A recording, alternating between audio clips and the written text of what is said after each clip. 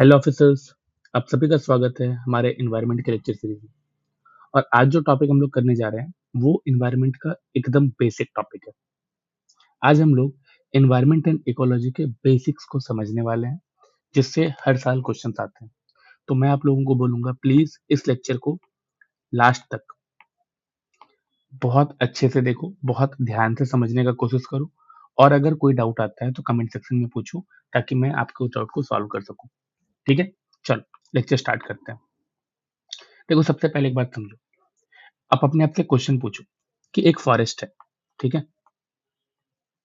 And इस forest के अंदर में क्या क्या चीजें आपको दिखती है। आप देखोगे ट्रीज आपको दिखेंगी, आप देखोगे एनिमल्स दिखेंगे, जैसे कि डियर दिख गया, ठीक है, यहाँ पे आपको टाइगर दिख गया, यहाँ पे आपको बहुत सारे इंसेक्ट्स भी दिखेंगे, ठीक है, ये सारी चीजें आपको दिखी। अभी देखो यहाँ पे ना बहुत सारे बैक्टीरिया भी होंगे, यहाँ पे सनलाइट भी है, ठीक है, यहाँ पे वाटर भी आपको दिखेगा। ये सारी चीजें आपको एक फॉरेस्ट के अंदर दिखती है। लेकिन अब ये आपके दिमाग में एक और सवाल आएगा कि क्या ये सारी चीजें अलग अलग एग्जिस्ट कर रहे हैं। आप इस क्वेश्चन का आंसर अपने दिमाग में सोचने का ट्राई करो, या फिर ये जो चीजें हैं, ये सारी चीजें एक दूसरे से कनेक्टेड है। तो आपको यहाँ पे आंसर ये मिलेगा कि ये सारी चीजें एक दूसरे से कनेक्टेड है, ये सारी चीजें इंटरकनेक्टेड है, ये अकेले एग्जिस्ट नहीं कर रही है, ये सब चीजें इंटरकनेक्टेड है। और ये जो इंटरकनेक्टेडनेस को हम लोग देखने वाले हैं, ये जो कनेक्शन को हम लोग पढ़ने वाले हैं, इसी कनेक्शन की स्टडी को बोलते हैं इकोलॉजी। ठीक है, और आज के लेक्चर में हम समझेंगे कि एनवायरनमेंट क्या होता है, इकोलॉजी क्या होती है, इकोसिस्टम क्या होता है, हैबिटाट क्या होता है, नीश क्या होता है।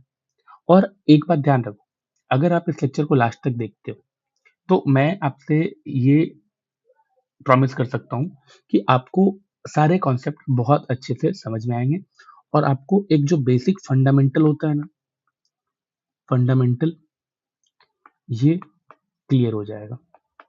ठीक है, चलिए स्टार्ट करते हैं हम लोग पहले पार्ट से, और वो है एनवायरनमेंट। ठीक है, व्हाट इज एनवायरनमेंट। पहला क्वेश्चन, एनवायरनमेंट क्या होता है। अगर हम सिंपल लैंग्वेज में देखें, हम लोग यहाँ पे बुक किस लैंग्वेज में नहीं देख रहे हैं, हम बस कॉन्सेप्ट समझने के लिए देख रहे हैं। तो मैं यहाँ पे डेफिनेशन को लिखने वाला नहीं हूँ, डेफिनेशन को रिराइट करने वाला नहीं हूँ, जिसका कोई फायदा नहीं होने वाला। ठीक है, देखो, एनवायरनमेंट का मतलब होता है वो सब कुछ। ठीक है, हम यहाँ पे क्या बात कर रहे हैं, एवरीथिंग,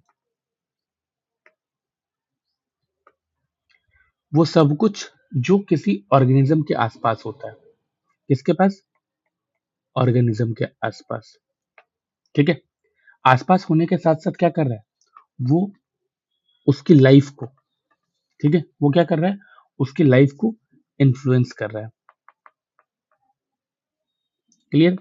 यहाँ पे देखो, एनवायरनमेंट का मतलब क्या, सुने, वो सब कुछ जो किसी ऑर्गेनिज्म के आसपास होता है और उसकी लाइफ को इन्फ्लुएंस करता है। ठीक है, चलो इसका भी एग्जांपल लेके समझते हैं। सोचो, एक ट्री है, ये मेरा ड्राइंग बहुत अच्छा नहीं है, बट सपोज ये एक ट्री है, ठीक है। अभी इस ट्री के आसपास में आपको बहुत सारी चीजें दिखेंगी। ये सन है, ठीक है, सन, सनलाइट आ रहा है, इस ट्री के ऊपर भी पड़ रहा है। नीचे क्या है, नीचे जमीन है, ये सॉइल है, ठीक है। अभी देखो, यहीं कहीं से वाटर का एक सोर्स जा रहा होगा, सपोज मान लेते हैं, इसको ऐसे बनाते हैं, ये एक नदी जा रही है, ये हमारा माउंटेन सिस्टम है जो बचपन में हम लोग बनाते थे, यहाँ से एक रिवर जा रही है। ठीक है, अभी देखो क्या, यहाँ पे सॉइल दिख रहा है, यहाँ पे वाटर दिख रहा है, यहाँ पे ट्री दिख रहा है। अभी हो सकता है कि कुछ बर्ड्स भी होंगे, ठीक है, सपोज ये एक बर्ड है, ठीक है, यहाँ पे भी कुछ एक बर्ड्स बैठे होंगे, बर्ड्स हैं, एयर दिख रहा है। देखो, ये सारी चीजें मिलकर क्या हो रही है, ये जो ट्री है ना, इस ट्री का एनवायरनमेंट क्रिएट कर रही है। इसलिए आप देखोगे एनवायरनमेंट में दो तरह की चीजें हैं, ये बर्ड्स हो गए, यहाँ पे कुछ कुछ छोटे छोटे इंसेक्ट्स भी हो सकते हैं, ठीक है, पेड़ पे भी इंसेक्ट्स हो सकते हैं। अभी देखो, यहाँ पे आपको एक चीज पता चलेगा कि जब हम इस पूरे पिक्चर को देख रहे हैं, ठीक है, इस पूरा पिक्चर को देखने के बाद हमें क्या समझ में आ रहा है कि एनवायरनमेंट में 2 तरह की चीज़ें होती है। एक होता है लिविंग थिंग, ठीक है? दूसरा होता है नॉन लिविंग थिंग। देखो, यहाँ पे हमें 2 तरह की चीज़ें पता चल रही है। अभी इसी के बेसिस पे ना एनवायरनमेंट को डिवाइड किया जाता है 2 पार्ट में। एक बायोटिक कंपाउंड और कंपोनेंट, ठीक है? एंड दूसरा एबायोटिक कंपोनेंट, ठीक है? यहाँ पे 2 तरह से एनवायरनमेंट को डिवाइड किया गया। अभी देखो, सबसे पहले हम लोग क्या करेंगे ना कि बायोटिक कंपोनेंट क्या होता है, इसके बारे में पढ़ेंगे, ठीक है? तो पहले हम ये हटा देते हैं यहाँ से। अभी देखो, बायोटिक का मतलब क्या होता है? बायोटिक का मतलब होता है लाइफ, ठीक है? यानी एनवायरनमेंट में जितने भी लिविंग ऑर्गेनिज्म हैं, लिविंग ऑर्गेनिज्म कौन होता है? जिसमें लाइफ होता है। तो एनवायरनमेंट में जितने भी लिविंग ऑर्गेनिज्म हैं, वो सब बायोटिक कंपोनेंट के अंदर आते हैं, ठीक है? अभी देखो, एग्जाम्पल अगर हम लें, इस एग्जाम्पल में जैसे कि प्लांट्स, ठीक है? जैसे कि एनिमल्स, इसके अलावा क्या हो सकता है? फंजाई, बैक्टीरिया, ठीक है? एल्गी, ये सब क्या है? ये सब बायोटिक कंपोनेंट है। लेकिन यहाँ पे देखो, एक इंटरेस्टिंग ट्विस्ट आता है। देखो, बायोटिक कंपोनेंट जो है ना, बायोटिक कंपोनेंट में डेड ऑर्गेनिज्म भी इंक्लूड होते हैं। जैसे कि एग्जांपल देखो, ये तो है मेरा लिविंग, ठीक है? पहला, दूसरा डेड। इसमें देखो, जो बोन्स है, जो जानवर मर गया है उसकी हड्डी, ठीक है? किसी का फॉसिल, ठीक है? और you can say decomposing plant, dead animal, ये सब भी क्या है? ये सब भी बायोटिक कंपोनेंट में आते हैं, ठीक है? लिविंग भी और डेड भी। देखो, अब सवाल आता है कि डेड ऑर्गेनिज्म जो है, इसे बायोटिक कंपोनेंट में क्यों लाया गया? क्यों हम बायोटिक कंपोनेंट में रखते हैं? देखो, इसका भी रीजन है। इसी तरह से हमें एनवायरनमेंट पढ़ना है, हर चीज का रीजन देखना है। अगर पढ़ रहे हैं तो क्यों है और क्या है, ये दोनों चीज का आंसर आपको हर एक टॉपिक में, हर एक कॉन्सेप्ट में खोजना है। देखो, अगर हम यहाँ पे देख रहे हैं कि डेड ऑर्गेनिज्म जो है, उनको भी हम लोग बायोटिक में रखें, तो क्यों रखें? इसका रीजन क्या है? देखो, जब भी कोई प्लांट या एनिमल, यहाँ पे क्या है, डिकम्पोजिंग प्लांट एनिमल दोनों को लिए, जब भी कोई प्लांट या एनिमल मर जाता है, डेड है ये, ठीक है? मर जाता है तो वो कंप्लीटली डिसअपियर तो नहीं होता है कि मरा और खत्म हो गया, दुनिया में है ही नहीं। उसका बॉडी जो होता है वो तो बच जाता है, और उसकी बॉडी क्या होती है? डिकम्पोज होती है। और डिकम्पोज, देखो, प्लांट और एनिमल दोनों में से कुछ भी, जब ये दोनों डेड हो जाते हैं तो क्या होता है? इनकी बॉडी रह जाती है, और ये बॉडी क्या होती है? डिकम्पोज होती है। डिकम्पोज होने के बाद क्या होता है कि इसके डिकम्पोज होने के साथ साथ जो इसमें न्यूट्रिएंट्स होते हैं, ये न्यूट्रिएंट्स क्या होते हैं? सॉइल में मिल जाते हैं, ठीक है? यहाँ पे क्या पता चल रहा है हमें कि डेड ऑर्गेनिज्म है, डिकम्पोज हुआ, इसका न्यूट्रिएंट सॉइल में मिला, एंड सॉइल से यही न्यूट्रिएंट वापस प्लांट में चले जाता है, ठीक है? तो ये क्या देख रहे हैं? ये एक साइकिल बन गया। ये प्लांट फिर मरेगा, फिर एक बॉडी बनेगा, डिकम्पोज होगा और ये चलता है। अभी देखो, यहीं से एक और चीज है, इस प्लांट को कोई एनिमल खा लेता है, ठीक है? एनिमल को न्यूट्रिएंट मिल गया, और ये एनिमल फिर मर जाएगा, तो ये वापस से ये साइकिल स्टार्ट होगा, ठीक है? तो आप ना इसी तरह से बनाते जाओ। देखो, ये जो हमें दिखा है यहाँ पे, इसी वजह से क्या होता है कि डेड ऑर्गेनिक मैटर भी इकोसिस्टम का एक इंपॉर्टेंट पार्ट होता है, ठीक है? अभी देखो, इसके बाद आता है एबायोटिक कंपोनेंट। ये तो बायोटिक कंपोनेंट था जो हम लोगों ने यहाँ पे देखा। अब हम लोग दूसरा देखते हैं, एबायोटिक कंपोनेंट। देखो, एबायोटिक कंपोनेंट का मतलब होता है non living component, non living component, ठीक है? ये जो नॉन लिविंग कंपोनेंट है, ये क्या बता रहा है? बेसिकली ये वो फिजिकल और केमिकल, देखो हर एक वर्ड को ध्यान रखना, फिजिकल और केमिकल, ठीक है? फिजिकल और केमिकल फैक्टर हैं जो इकोसिस्टम को कंट्रोल करते हैं, कंट्रोल द इकोसिस्टम, ठीक है? ये क्या कर रहे हैं? ये इकोसिस्टम को कंट्रोल कर रहे हैं। जैसे कि एग्जांपल में अगर हम देखेंगे क्या-क्या चीजें हो सकती है। एग्जांपल देखो, जैसे टेम्परेचर है, टेम्परेचर में ना कोई लाइफ है, ठीक है? ना कुछ है, तो ये एबायोटिक कंपोनेंट में आ गया, ठीक है? और ये क्या कर रहा है? ये इकोसिस्टम को कंट्रोल कर रहा है, कैसे? अगर सोचो कहीं पे टेम्परेचर बहुत कम है, वहाँ पे आप देखोगे कि बहुत कम प्लांट्स या एनिमल आपको देखने को मिलते हैं, ठीक है? लेकिन जहाँ पे मॉडरेट टेम्परेचर है, एक ऐसा टेम्परेचर जहाँ पे लाइफ फल-फूल सकता है, वहाँ पे आप देखोगे बहुत सारे आपको दिखेंगे, ठीक है? जैसे हमारा ट्रॉपिकल या सब ट्रॉपिकल रीजन है, इस एरियाज़ में टेम्परेचर ऐसा होता है कि लोग सर्वाइव कर सकते हैं। यहाँ पे वेजिटेशन सर्वाइव कर सकता है, रेनफॉल उतना होता है, तो वहाँ पे आपको बहुत सारी चीज़ें देखिए, बहुत सारा पॉपुलेशन दिखेगा, बहुत सारे आपको लिविंग ऑर्गेनिज़्म दिखेंगे, ठीक है? तो टेम्परेचर एक इम्पोर्टेंट ये एबायोटिक कंपोनेंट है, रेनफॉल भी एक इम्पोर्टेंट एबायोटिक कंपोनेंट है, सनलाइट, विंड, ह्यूमिडिटी, मिनरल्स और आपके दिमाग में जो भी आता है, आप यहाँ पे लिख सकते हैं। अभी देखो एक इम्पोर्टेंट यहाँ पे इंटरेस्टिंग फैक्ट आ जाता है, एक इंटरेस्टिंग एग्जांपल आ जाता है। देखो, जो हमारा डेज़र्ट इकोसिस्टम है, यहाँ पे आपको क्या देखने को मिलता है? यहाँ पे जो टेम्परेचर होता है, ये बहुत हाई होता है और यहाँ पे वाटर जो है, ये बहुत कम होता है, ठीक है? और इसीलिए देखोगे यहाँ पे जो प्लांट्स होते हैं, इन प्लांट्स में आपको क्या दिखेगा? ये प्लांट्स कुछ स्पेशल फीचर के साथ होंगे, ठीक है? कैसे? क्या स्पेशल फीचर हो सकता है? देखो, यहाँ पे जो प्लांट्स होते हैं जैसे कि कैक्टस, ठीक है? कैक्टस में देखोगे लीव्स नहीं होते हैं, लीव्स क्या होते हैं? नहीं होते हैं, ठीक है? इसमें होता क्या है? इसमें आपको स्पाइन्स दिखेंगे, ठीक है? अभी देखो लीव्स नहीं होता है क्यों? ताकि ज़्यादा वाटर लॉस ना हो, ठीक है?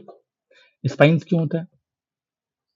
और एक चीज़ देखोगे इसके इस प्लांट के ऊपर ना एक लेयरिंग होती है, जो लेयरिंग इसको वाटर लॉस से हेल्प करता है, कि ज़्यादा टेम्परेचर के कारण वाटर लॉस ना हो, तो वो मॉइस्चर को समेट के रखता है, मॉइस्चर को कंट्रोल करके रखता है। तो ये जो चीज़ें आपको दिख रही है ना, ये बेसिकली क्या है? आप देख रहे हो कि कैसे ये दोनों क्या है? ये दोनों एबायोटिक फैक्टर है, जिसमें कोई लाइफ नहीं है। ये दोनों एबायोटिक फैक्टर होने के बाद भी ये डिसाइड कर रहे हैं कि जो इकोसिस्टम है, कैसा इकोसिस्टम होगा? यहाँ पे कौन सर्वाइव कर पाएगा और कौन नहीं कर पाएगा, ठीक है? तो ये सारी चीज़ें आपको यहाँ पे दिखती है। अभी देखो, एक और इम्पोर्टेंट कंपोनेंट है सॉइल। सॉइल देखो, सॉइल क्यों इम्पोर्टेंट है? देखो, सॉइल ना बेसिकली अगर आप देखोगे, सॉइल एक कंपोजिट सिस्टम होता है, ठीक है? ये सिर्फ कंपोनेंट नहीं है, ये कंपोजिट सिस्टम है, ठीक है? अभी देखो, कंपोजिट सिस्टम क्यों बोल रहे हैं? इसका मतलब क्या है? देखो, बेसिकली क्या होता है ना, इसमें एक तरह की चीज़ नहीं होता है, इसमें मल्टीपल कंपोनेंट होता है, ठीक है? Multiple component. अभी कैसे मल्टीपल कंपोनेंट है? देखो, सॉइल के अंदर क्या-क्या होता है? अगर बायोटिक कंपोनेंट में अगर आप देखोगे, तो देखो, यहाँ पे हम लोग बायोटिक और एबायोटिक दोनों को देखते हैं। बायोटिक में आपको दिखेगा कुछ माइक्रोब्स, बैक्टीरिया, डिकम्पोज़र, ये सारी चीज़ें आपको दिख जाती है सॉइल के अंदर। और एबायोटिक में आप क्या देखोगे? सैंड, रॉक्स, क्ले, मिनरल्स, ये सारी चीज़ें एबायोटिक कंपोनेंट होते हैं। इन दोनों कंपोनेंट से मिलके बना होता है सॉइल, ठीक है? अभी यहाँ पे एक और इम्पोर्टेंट टर्म आता है, ह्यूमस। आप लोग बहुत जगह पढ़ोगे, ह्यूमस। ह्यूमस क्या होता है? Humus basically decomposed organic matter होता है। ठीक है, मतलब जो प्लांट या एनिमल डेड, ठीक है, मर गया, वो जब डिकम्पोज हो जाते हैं तो वो सॉइल में मिल जाते हैं, एंड उसी चीज को हम लोग यहाँ पे क्या बोल रहे हैं? ह्यूमस। ठीक है, देखो जब ये डिकम्पोज होते हैं तो एक डार्क ऑर्गेनिक मटेरियल में चेंज हो जाते हैं, और ये मटेरियल सॉइल में मिल जाता है, और ये क्या करता है? सॉइल को फर्टाइल बना देता है। ठीक है, फर्टाइल इसलिए कि उसमें भी बहुत सारे न्यूट्रिएंट होते हैं जो कि सॉइल में मिल जाते हैं, जिसके कारण सॉइल की फर्टिलिटी बढ़ जाती है। इसीलिए आप देखोगे जो फर्टाइल सॉइल होता है ना, वो सॉइल जनरली डार्क कलर का होता है। क्यों? क्योंकि उसमें ह्यूमस होता है, उसमें बहुत सारे न्यूट्रिएंट होते हैं, इन्हीं सब चीजों के कारण। ठीक है, ये तो था एनवायरमेंट का कॉन्सेप्ट कि एनवायरमेंट में ये दो चीजें हम लोगों ने देखी। अब आता है इकोलॉजी का कॉन्सेप्ट।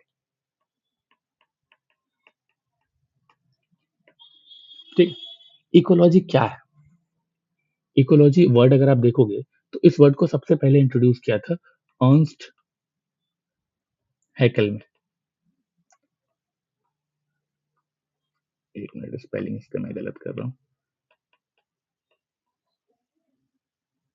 अर्नस्ट हैकेल ने। और ये कब किया था? ये किया था 1869 में। देखो ये जो वर्ड है ना, ये वर्ड ग्रीक लैंग्वेज से आया, जिसमें आप देखोगे जो इको है ना, इसका मतलब होता है होम।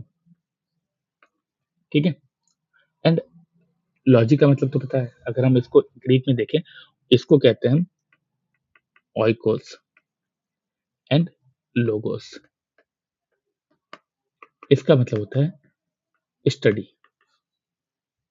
ठीक है, तो आप इस तरह से देखोगे कि इकोलॉजी का जो लिटरल मीनिंग आएगा ना, वो आएगा study of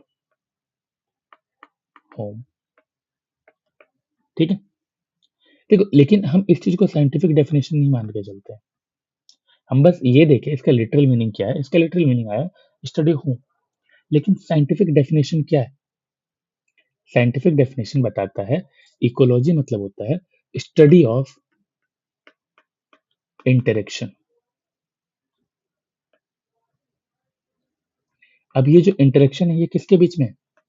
between organism and their environment.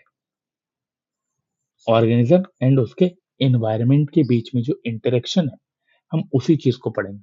जैसे कि एग्जांपल देखो, कि अगर हम एग्जांपल लें तो एग्जांपल में आप देख सकते हो कि लायन एंड डियर, इन दोनों का जो रिलेशन है, आप यहाँ पे जो बीज होते हैं एंड फ्लावर्स, इन दोनों का जो रिलेशन, आप इसमें प्लांट्स एंड सनलाइट, ये भी एग्जांपल ले सकते हो।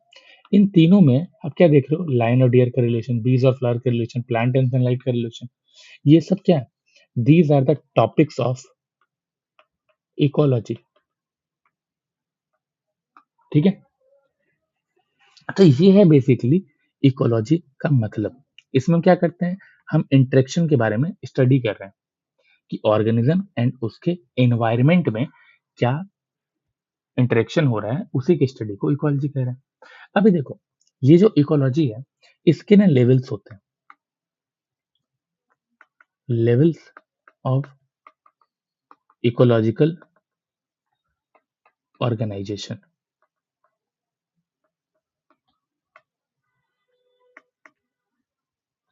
जो इकोलॉजिकल ऑर्गेनाइजेशन है, इसके क्या क्या लेवल होते हैं? देखो नेचर को समझने के लिए इकोलॉजी में जो हायरार्की है ना, इसे भी समझना पड़ेगा। और ये जो हायरार्की होती है, ये स्मॉलेस्ट से लार्जेस्ट लेवल तक की हायरार्की को हमें समझना है। अभी देखो इसमें जो लेवल्स है ना, तो सबसे पहले लेवल पे आता है ऑर्गेनिज्म। ठीक है, दूसरे नंबर पे आता है पॉपुलेशन, तीसरे नंबर पे आता है कम्युनिटी, चौथे लेवल पे आता है इकोसिस्टम,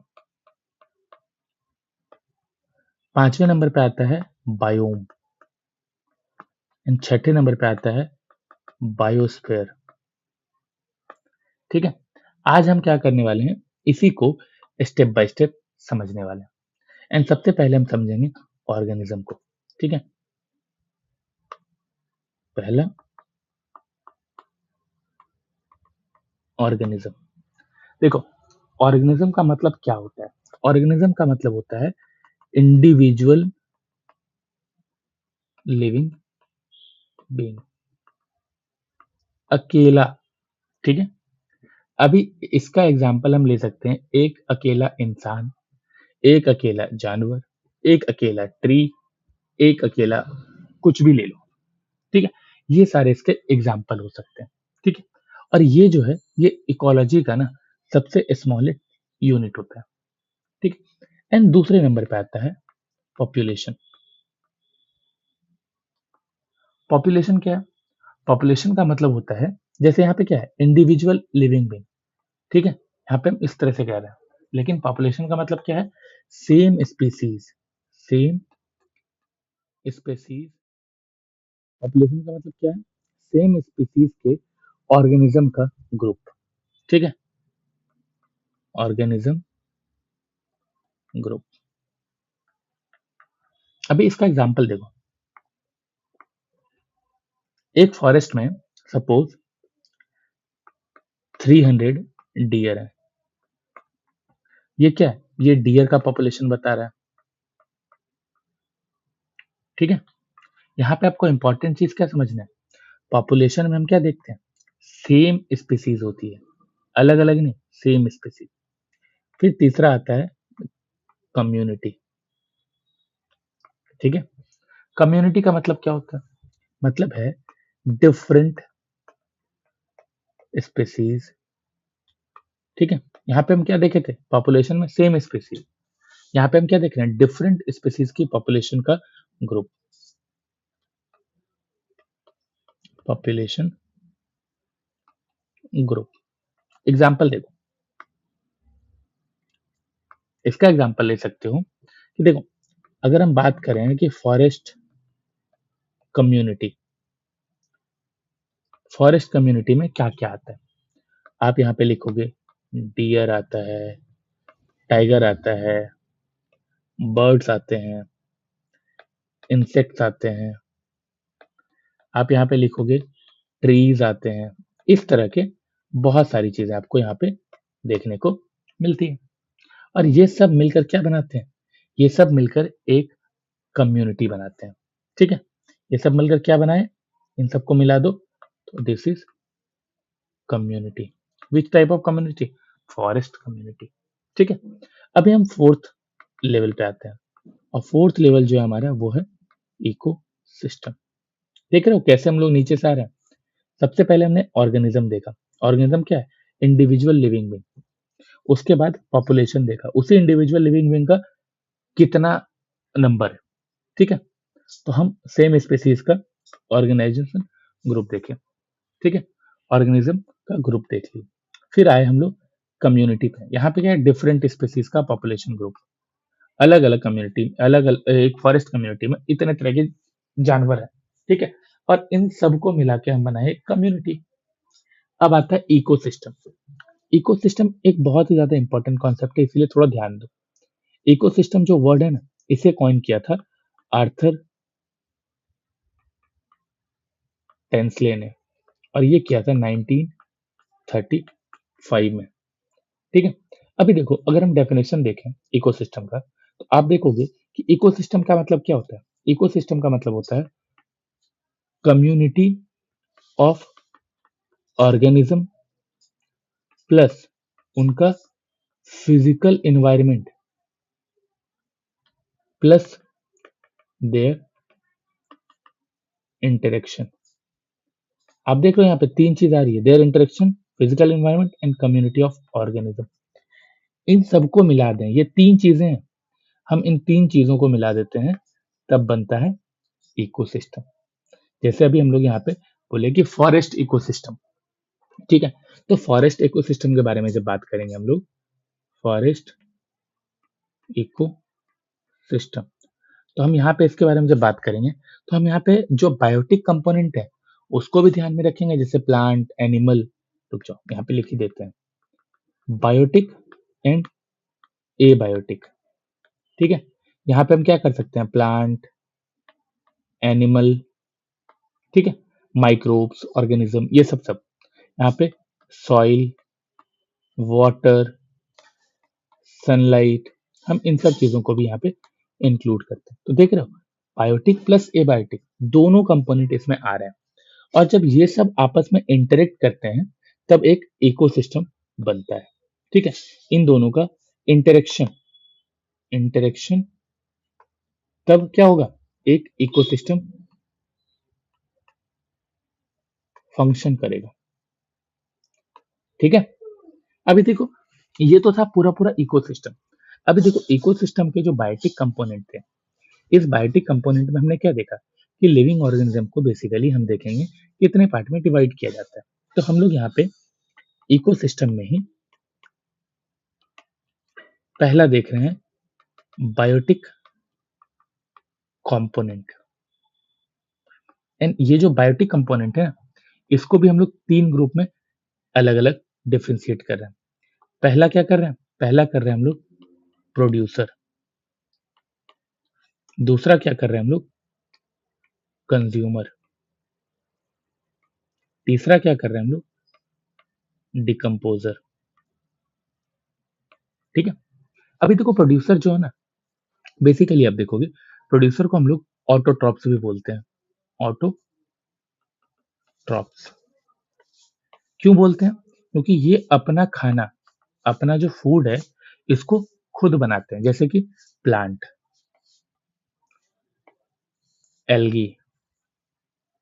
ठीक है, अभी यहाँ पे देखो, ये जो हम प्रोड्यूसर के बारे में बात करते हैं, जिसको हम ऑटोट्रॉप भी बोल रहे हैं, ये अपना खाना खुद बना रहे हैं। एग्जाम्पल भी देख रहे हैं यहाँ पे क्या है, लेकिन ये अपना खाना बनाते कैसे हैं? एक प्रोसेस है जिसको हम लोग कहते हैं फोटोसिंथेसिस। फोटोसिंथेसिस,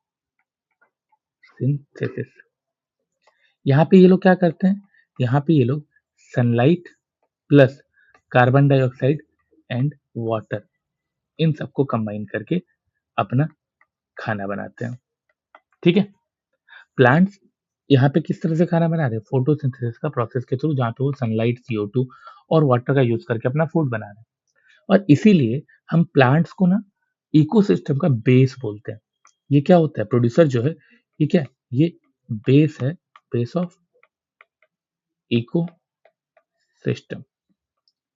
ठीक है, अभी देखो, ये तो था सिर्फ प्रोड्यूसर का। अभी दूसरा देखते हैं, दूसरा क्या था, कंज्यूमर। ये क्या है, ये इकोसिस्टम का बायोटिक कंपोनेंट है। एक तो पहला प्रोड्यूसर, दूसरा कंज्यूमर। कंज्यूमर कौन होते हैं, इसको हम लोग बोलते हैं हेट्रोट्रॉप्स। सब हम लोगों ने क्लास 6 7 में पढ़ा है ये सब। ठीक है, बस उसी को रिवाइज कर रहे हैं। ये हेट्रोट्रॉप जो होते हैं, ये क्या करते हैं, अपना खाना खुद नहीं बनाते हैं। अपना जो खाना है, इसको खुद नहीं बना रहे हैं, ये दूसरे पे डिपेंडेंट होते हैं फूड के लिए। जैसे कि देखो, यहाँ पे अगर हम एग्जांपल लें, तो जो एनिमल्स हैं, जैसे कि डियर, लायन, ठीक है, ह्यूमन, ये खुद क्या बनाते हैं, ये दूसरे के ऊपर डिपेंडेंट होते हैं। ये जो हम देख रहे हैं कंपोनेंट, जो कंज्यूमर है, ये क्या कर रहा है, ये एनर्जी इनडायरेक्टली लेता है। इसका जो एनर्जी है, ये इनडायरेक्टली कहाँ से मिल रहा है, प्लांट से। ठीक है, अभी देखो, जैसे कि प्लांट यहाँ बन गया, वो ऑटोट्रॉप्स। प्लांट को डियर ने खाया, डियर को लायन ने खाया। ठीक, इस तरह से एनर्जी ट्रांसफर होता रहता है। तो हम क्या देख रहे हैं, यहाँ पे डायरेक्टली एनर्जी नहीं ले रहे हैं, ये इनडायरेक्टली ले रहे हैं प्लांट से। ठीक है, एंड फिर थर्ड नंबर पे आता है डीकम्पोजर। डीकम्पोजर, ये जो डीकम्पोजर्स होते हैं, ये कौन होते हैं, ये बेसिकली, इसको बोल दो रिसाइकलर्स ऑफ इकोसिस्टम। ये इकोसिस्टम के रिसाइकलर होते हैं, जैसे कि बैक्टीरिया, फंजाई। ठीक है, ये सब क्या है, ये सब रिसाइकलर है। ये क्या करते हैं, जो डेड ऑर्गेनिज्म होते हैं, ठीक है, डेड ऑर्गेनिज्म, ये डेड ऑर्गेनिज्म को ब्रेक करते हैं, और उसमें जो न्यूट्रिएंट होता है ना, उसी न्यूट्रिएंट को कंज्यूम करते हैं, एंड वही न्यूट्रिएंट सॉइल में मिला देते हैं। और इसी वजह से आप देखोगे कि इकोसिस्टम में न्यूट्रिएंट साइकिल जो है ना, वो कंटिन्यू होता रहता है। हम जब न्यूट्रिएंट साइकिल पढ़ेंगे, उस टाइम पे भी आपको ये चीज क्लियर किया जाएगा।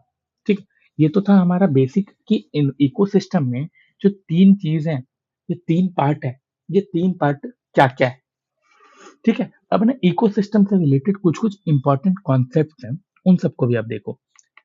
इम्पोर्टेंट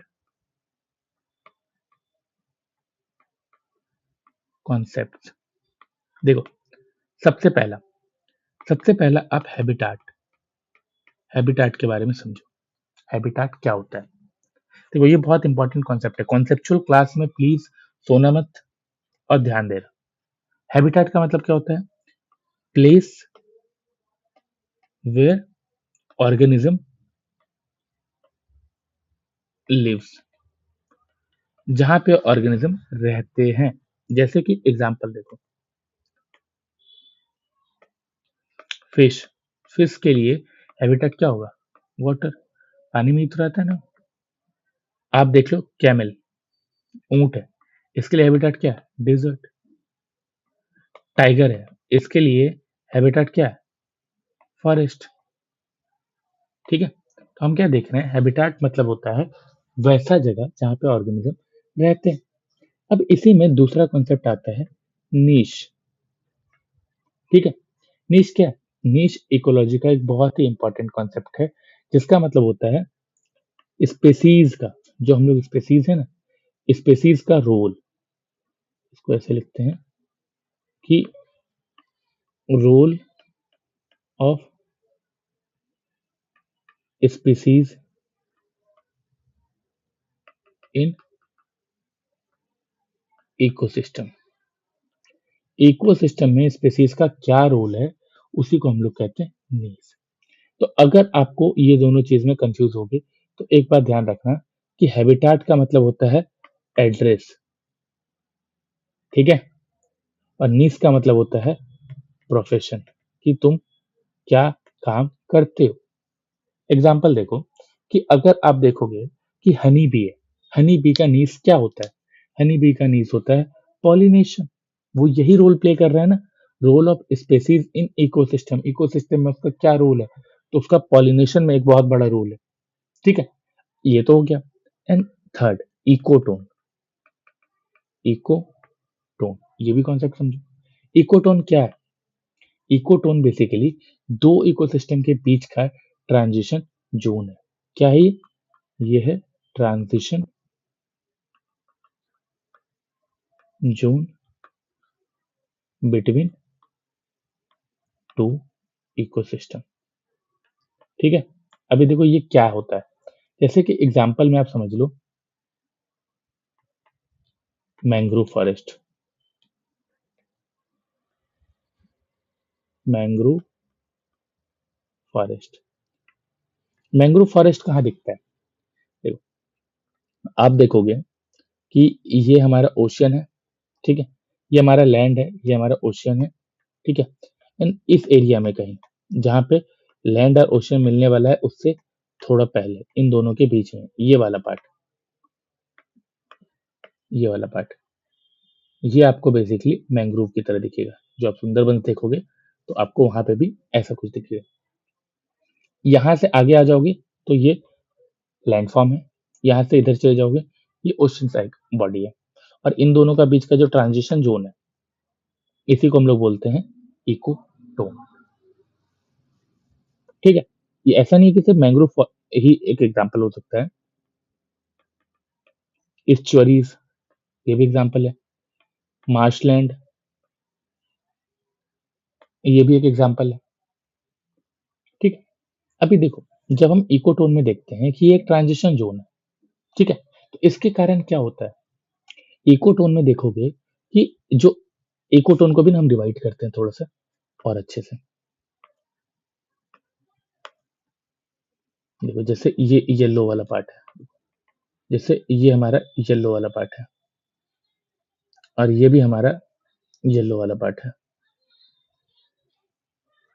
ठीक, देखो यहाँ पे क्या होगा, इन दो एरियाज में लैंड के जो ऑर्गेनिज्म हैं, जो एनिमल्स हैं, जो प्लांट्स हैं, वो इस एरिया जो येलो वाला पार्ट है यहाँ तक दिखेगा। ओशन का जो है ये भी येलो वाला पार्ट यहाँ तक दिखेगा। ठीक है, और इसके अलावा जो दोनों तरफ रह सकते हैं, ठीक है, जो दोनों तरफ रह सकते हैं, ये बीच वाला पार्ट। एक मिनट, जो दोनों तरफ रह सकते हैं वो ये बीच वाला पार्ट, वो भी यहाँ पे देखेंगे। तो आपको यहाँ पे क्या होता है ना, एक एज इफेक्ट दिखता है, ठीक है। यहाँ पे क्या होता है आपको, एक एज इफेक्ट दिखता है। एक मिनट रुको, ठीक है। और ये एज इफेक्ट क्या होता है कि आप देखोगे ये जो इकोटोन वाला एरिया है, इस एरिया में बहुत ज्यादा स्पेसीज आपको दिखेगा।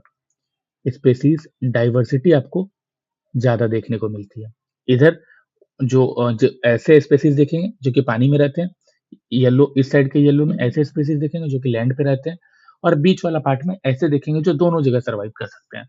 इसके कारण क्या होता है कि इस एरिया में स्पेसीज डाइवर्सिटी ज्यादा होती है, एंड इसी चीज को हम बोलते हैं एज इफेक्ट, क्योंकि दोनों इकोसिस्टम के स्पेसीज एक जगह पे आपको मिल जाती है।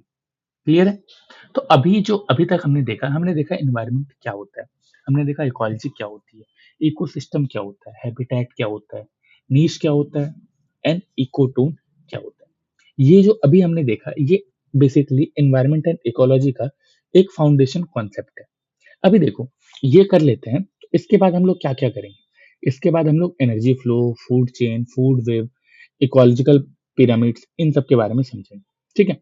तो अब हम लोग पहुंचते हैं उसी चीज पे, दूसरे टॉपिक पे। ये था हमारा पहला पार्ट, जिसमें हम लोगों ने बेसिक जो था, फाउंडेशन जो था एनवायरनमेंट एंड इकोलॉजी का, वो देखा, ठीक है।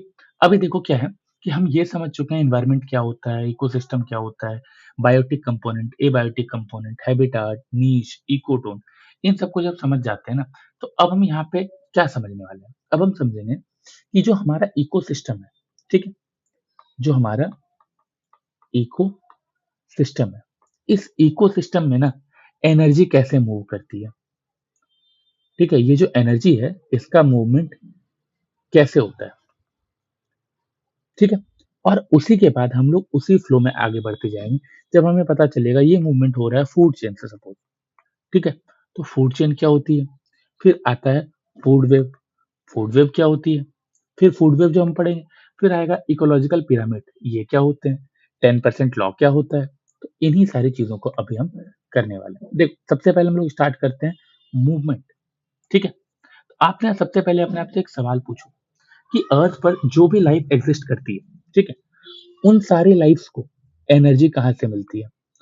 सबसे बड़ा क्वेश्चन यही आता है ना कि इन सारी लाइफ को एनर्जी का सोर्स क्या है। तो आंसर आता है सन। सन एक बहुत बड़ा एनर्जी का सोर्स है। सन क्या है कि हमारा जो इकोसिस्टम है, इस इकोसिस्टम का प्राइमरी एनर्जी सोर्स है। ये प्राइमरी एनर्जी सोर्स है, ठीक है। ये जो प्राइमरी एनर्जी सोर्स दिख रहा है आपको, यहाँ पे क्या दिखता है, जो प्लांट्स है, ये प्लांट्स क्या करता है, सनलाइट एब्जॉर्ब करता है, ठीक है, फोटोसिंथेसिस करता है, उसके थ्रू फूड बनाता है, ठीक है। और फोटोसिंथेसिस का रिएक्शन आपको क्लियरली बताया हुआ है, वाटर, सनलाइट, CO2, ठीक है। उससे क्या निकलता है, प्लांट के लिए फूड, एंड हम लोगों के लिए ऑक्सीजन, मतलब एनिमल्स के लिए ऑक्सीजन। अभी देखो इस प्रोसेस में ना सनलाइट क्या कर रहा है, सनलाइट का अगर आप देखोगे फोटोसिंथेसिस वाले प्रोसेस में, ये क्या कर रहा है, ये सनलाइट अपनी एनर्जी को केमिकल एनर्जी में कन्वर्ट करता है, ठीक है। ये जो सनलाइट है, ये जो एनर्जी दिख रहा है आपको, ये एनर्जी कन्वर्ट हो जाता है केमिकल एनर्जी में, ठीक है। इसीलिए हम इसे प्राइमरी सोर्स बोल रहे हैं। ये एनर्जी क्या है, प्लांट के अंदर स्टोर हो जाती है, एंड प्लांट के अंदर स्टोर होने के बाद फिर प्लांट के थ्रू फर्दर मूवमेंट करती है, ठीक है। अभी देखो यहाँ पे ये जब चीज हम समझते हैं, तो इसमें सबसे इंपॉर्टेंट क्या है, एक इंटरेस्टिंग फैक्ट है जो कि आपको याद रखना है। देखो, प्लांट अर्थ पे जो एनर्जी आ रहा है ना, अर्थ पे जो सनलाइट आ रहा है ना, उस एनर्जी का, बहुत कोई ऐसा होता है इसमें कंफ्यूज होता है, प्लांट जो है जितना सनलाइट आ रहा है उस सनलाइट का सिर्फ और सिर्फ 1% या 1% से भी कम एनर्जी को कैप्चर कर पाता है। लेकिन उसी स्मॉल अमाउंट से, उसी स्मॉल एनर्जी से पूरा का पूरा इकोसिस्टम क्या रन कर रहा है, पूरा का पूरा इकोसिस्टम इसी पे चल रहा है, ठीक है। एक तो ये थे, पहले हमने क्या देखा कि एनर्जी हमारे इकोसिस्टम में क्या है, तो हमने देखा सन प्राइमरी एनर्जी सोर्स है। ठीक है, इसमें हमने देखा कि प्लांट सिर्फ और सिर्फ 1% रखता है। अभी देखो ये तो था सिंपल प्लांट लेवल पे। अब आता है ट्रॉपिक लेवल। ठीक है, ट्रॉपिक लेवल।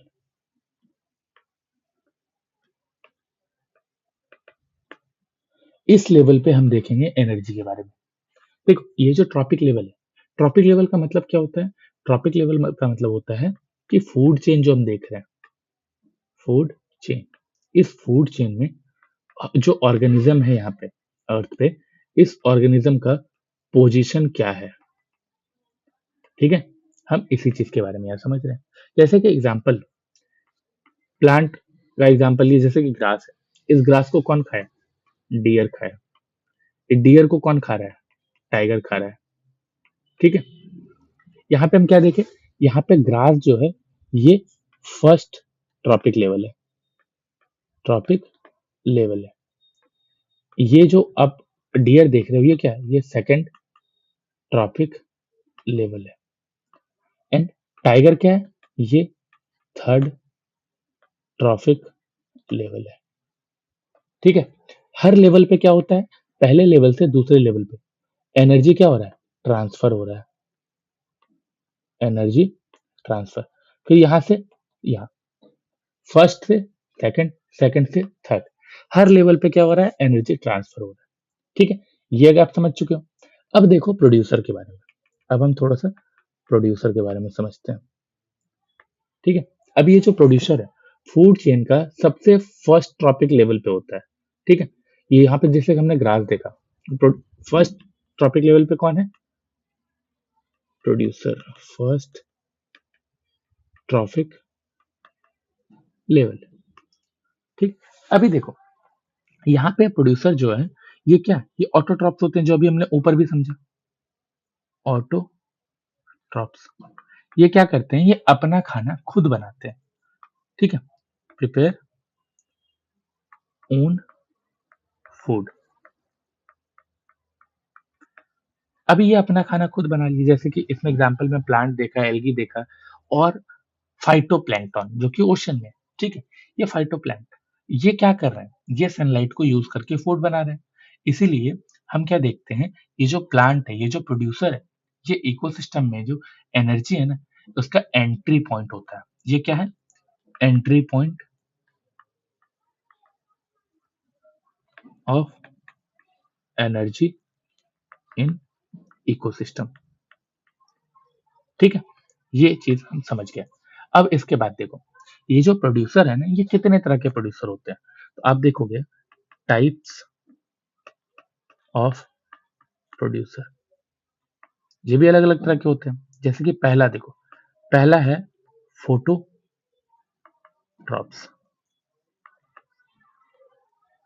अभी यहाँ पे फोटोट्रॉप्स में क्या देखते हैं? ये क्या कर रहे हैं? ये सनलाइट को यूज कर रहे हैं।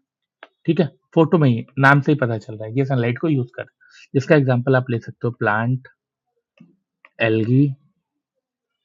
ठीक है, ये क्या कर रही है? सनलाइट का यूज करके फोटोसिंथेसिस करते हैं और अपना खाना बनाते हैं। एंड दूसरा जो टाइप है प्रोड्यूसर का, ये क्या है? ये है कीमोट्रॉप्स। कीमोट्रॉप्स क्या करते हैं? कीमोट्रॉप जो है ये अपना जो खाना है, अपना जो एनर्जी है, ये कहाँ से लाता है? ये लाता है केमिकल रिएक्शन से। ठीक है, अभी केमिकल रिएक्शन से कैसे होता है? तो देखो, जो एग्जांपल देखो, जो सल्फर बैक्टीरिया, ठीक है, सल्फर बैक्टीरिया, ये ऑर्गेनिज्म क्या कर रहा है? ये बेसिकली आप देखोगे तो सनलाइट के बिना सरवाइव कर सकता है। अगर सनलाइट नहीं भी रहेगी तो ये जो कीमोट्रॉप्स हैं ये सरवाइव कर लेंगे। क्यों? क्योंकि इन्हें सनलाइट की जरूरत नहीं होती है। ये अपना खाना कैसे बनाते हैं? ये अपना खाना केमिकल रिएक्शन से बना लेते हैं। ठीक है, ये तो था प्रोड्यूसर। ठीक है, कंज्यूमर के बारे में भी देखते हैं। ठीक, कंज्यूमर, आप जब कंज्यूमर के बारे में देखते हो तो आपको क्या दिखता है? ये सेकंड ट्रॉपिक लेवल पे आएगा, ट्रॉपिक लेवल पे। फर्स्ट लेवल पे तो आ गया प्रोड्यूसर, सेकंड पे कौन आया? कंज्यूमर। कंज्यूमर को हम लोग हेटेरोट्रॉप्स बोलते हैं। हेट्रोट्रॉप्स। क्यों हेट्रोट्रॉप्स बोल रहे हैं? क्योंकि ये अपना खाना खुद नहीं बना पाते हैं, ये हमेशा डिपेंडेंट होते हैं, डिपेंडेंट ऑन अदर ऑर्गेनिज्म। अभी देखो, जैसे हम लोग यहाँ पे कंज्यूमर के बारे में बात कर रहे हैं, तो कंज्यूमर में भी टाइप्स होते हैं, और इसीलिए क्या है कि कंज्यूमर के टाइप्स को भी आपको समझना बहुत ज्यादा जरूरी है। ठीक है, इसमें भी क्या होता है ना कि आप देखोगे कि पहला जो टाइप है ना वो होता है प्राइमरी कंज्यूमर। प्राइमरी कंज्यूमर, ये जो प्राइमरी कंज्यूमर है ये कैसे होते हैं? ये बेसिकली फूड के लिए डायरेक्ट प्लांट के ऊपर डिपेंडेंट होते हैं। प्राइमरी कंज्यूमर क्या होता है कि प्लांट्स को खाते हैं, जैसे कि आप देखो डियर, काव, रैबिट, ये सब क्या है? ये सब पूरी तरह से अपने फूड के लिए प्लांट्स पे डिपेंडेंट होते हैं। इसीलिए आप देखोगे ये जो प्राइमरी कंज्यूमर है इसको हम लोग हर्बी वोर्स भी कहते हैं। ठीक है, अभी देखो ये तो था प्राइमरी कंज्यूमर। दूसरा जो हमारा सेकेंडरी कंज्यूमर है, सेकेंडरी कंज्यूमर, ये जो सेकेंडरी कंज्यूमर है ये देखोगे ये क्या कर रहे हैं? ये इनको खा रहे हैं। ये किनको कंज्यूम कर रहे हैं? ये प्राइमरी कंज्यूमर को ही कंज्यूम कर रहे हैं। ठीक है, ये दे ईट हर्बीवोर्स।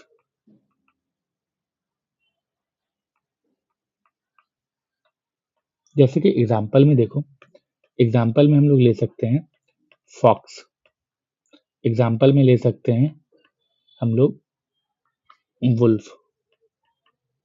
ठीक है, ये सब क्या कर रहे हैं? ये हर्बीवोर्स को खा रहे हैं। एंड फिर तीसरे नंबर पे आता है हमारा टर्शियरी कंज्यूमर। ठीक है, ये जो टर्शियरी कंज्यूमर होते हैं इसे हम बोलते हैं कार्निवोर्स। ठीक है, और ये जो कार्निवोर्स होते हैं इसका एग्जाम्पल आप देखोगे लायन, टाइगर। ठीक है, ये क्या करते हैं? ये फूड चेन में सबसे ऊपर रहते हैं, ये टॉप पे रहते हैं। ठीक है, ये देख रहे हो आप, कंज्यूमर में हमने इतने टाइप्स के देखे। ठीक है, एंड इसके बाद एक और आपको ध्यान में रखना है कॉन्सेप्ट, और वो क्या है? वो है ओमनीवोर्स।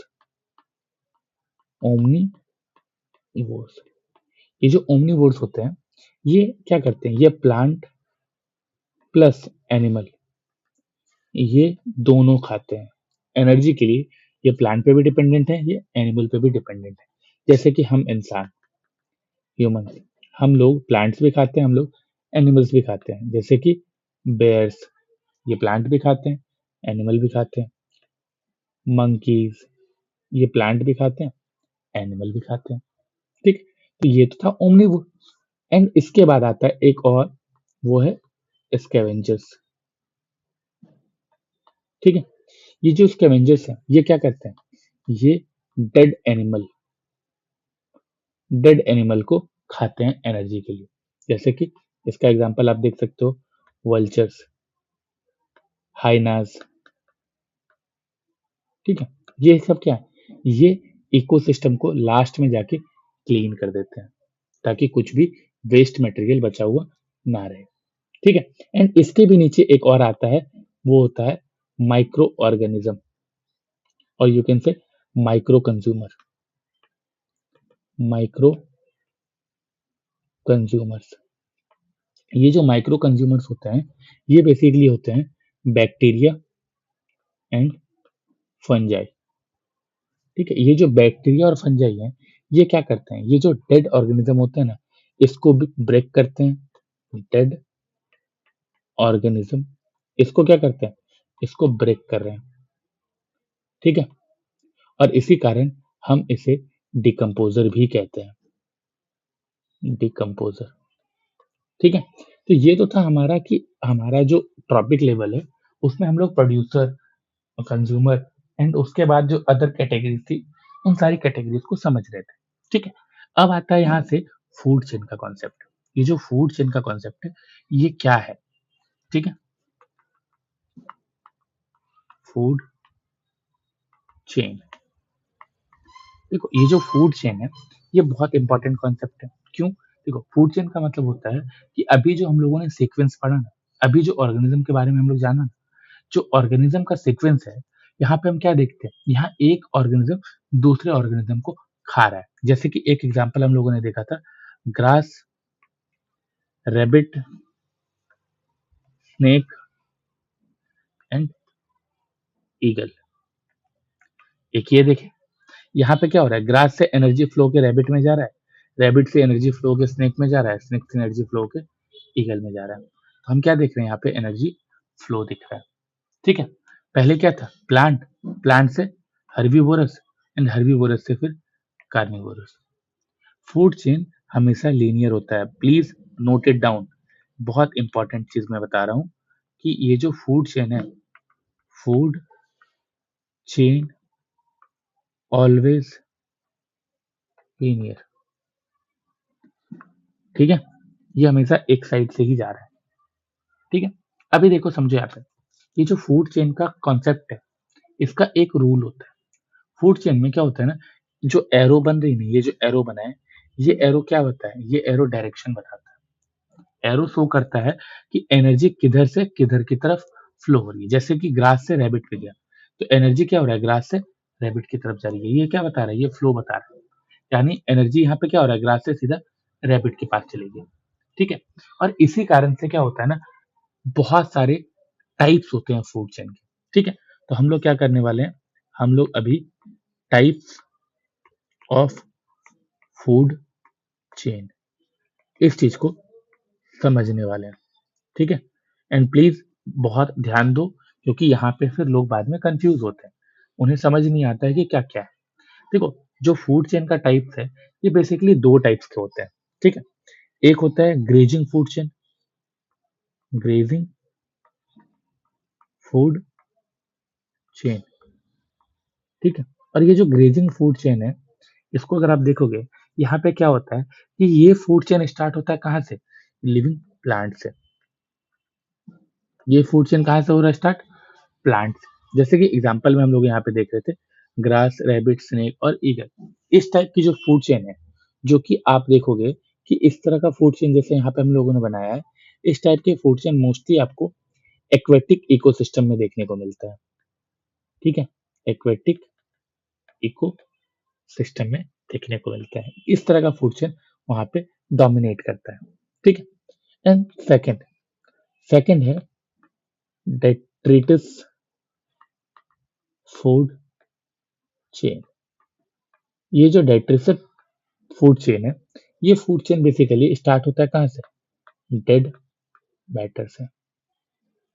ठीक है, ये डेड मैटर से स्टार्ट हो रहा है, और आप इसका एग्जांपल देखोगे तो सपोज डेड लीव्स है। ठीक है, इस लीव से वॉर्म, एंड वॉर्म से बर्ड्स। यहाँ पे क्या देख रहे हैं, इस फूड चेन में डेट्रीवोरस जो है ना, जैसे कि वहां पे वॉर्म देख रहे हैं, ये सब क्या कर रहे हैं, ये एक इंपॉर्टेंट रोल प्ले कर रहे हैं। ठीक है, अभी देखो, जब हम यहाँ पे फूड चेन देख रहे थे, एक ग्रेजिंग फूड चेन देखा, एक डेट्रिटियस फूड चेन देखा हमने। ठीक है, अभी देखो, इन दोनों को जब हम समझ जाते हैं, फिर आता है एक और चीज। जब हम यहाँ पे बात कर रहे हैं एक्वेटिक इकोसिस्टम, तो हम लोग एक्वेटिक इकोसिस्टम को भी समझते हैं। ठीक है, दो तरह के इकोसिस्टम हम लोग यहाँ पे पहले समझ जाते हैं, क्या क्या, एक terrestrial ecosystem versus aquatic ecosystem. देखो, यहाँ पे terrestrial ecosystem and aquatic ecosystem में क्या डिफरेंस है।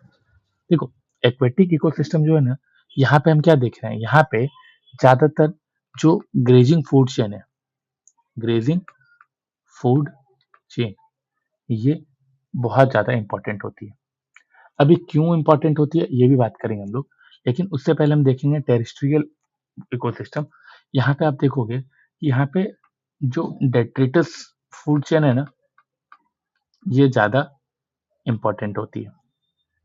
क्या रीजन है, देखो, जो एक्वेटिक प्लांट्स होते हैं, ये प्लांट्स क्या होते हैं, रीजन देखो, जो हमारा एक्वेटिक प्लांट्स है, ये प्लांट्स क्या होते हैं, बहुत ही ज्यादा सॉफ्ट होते हैं, और बहुत इजीली इजी टू ईट कह लो, इजी टू ईट होते हैं, ठीक है। लेकिन जब हम टेरिस्ट्रियल इकोसिस्टम में जाते हैं, तो यहाँ पे जो प्लांट्स है ना, ये प्लांट्स बेसिकली आप देखोगे कि सेलुलोज से बना होता है,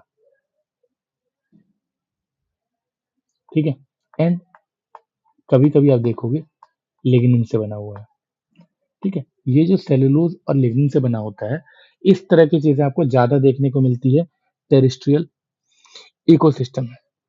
इसलिए एनिमल ना इस चीज को इजीली डाइजेस्ट नहीं कर पाते हैं, not easy to digest, clear.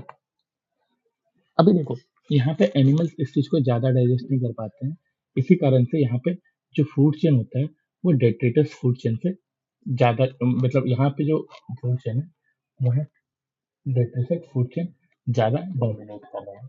और जब हम एक्वाटिक इकोसिस्टम में देखते हैं तो यहाँ पे ग्रेजिंग फूड चेन ज्यादा डोमिनेट कर रहा है, ठीक है। ये तो फूड चेन की बात है। यहाँ पे फूड चेन हमने देखा कि फूड चेन कैसे और किस तरह से चलता है। इसके बाद एक और कॉन्सेप्ट आता है विच इज फूड वेब, कि फूड वेब क्या होता है। देखो, रियल इकोसिस्टम में अगर हम देखेंगे ना, तो जो हम यहाँ पे पढ़ रहे हैं ना फूड चेन, ये इस तरह से इतना सिंपल नहीं होता है। यहाँ पे क्या है कि हम देख रहे हैं कि एक एनिमल को दूसरा एनिमल खा रहा है, लेकिन यहाँ जरूरी नहीं कि एक एनिमल को घास को रियलिटी खाएगा, इसके अलावा और कोई नहीं खाएगा, रियलिटी कुछ अलग होती है, ठीक है। तो रियल इकोसिस्टम में ना फूड चेन बहुत सिंपल नहीं होता है।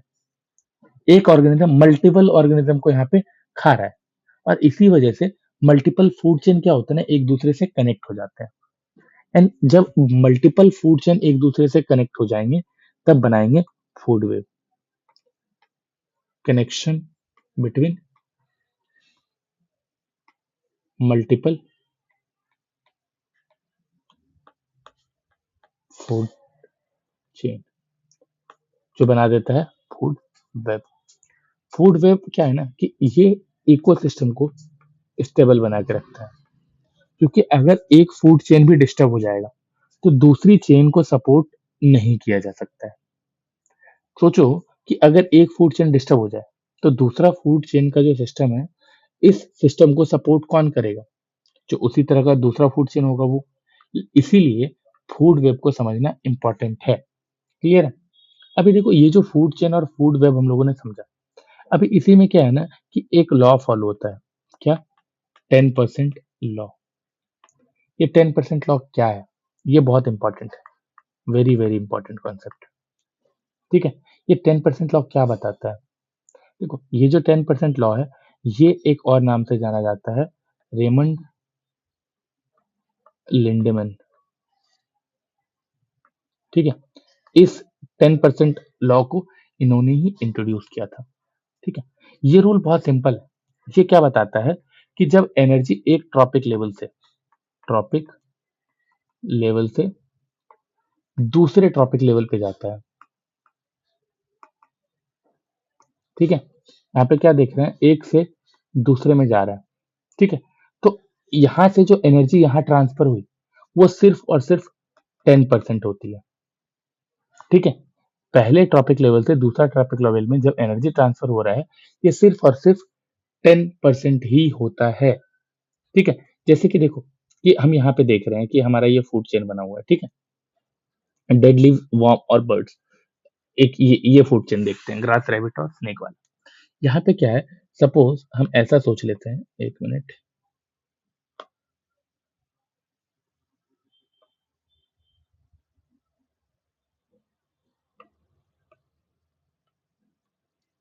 कि ग्रास में 1000 यूनिट ऑफ एनर्जी है।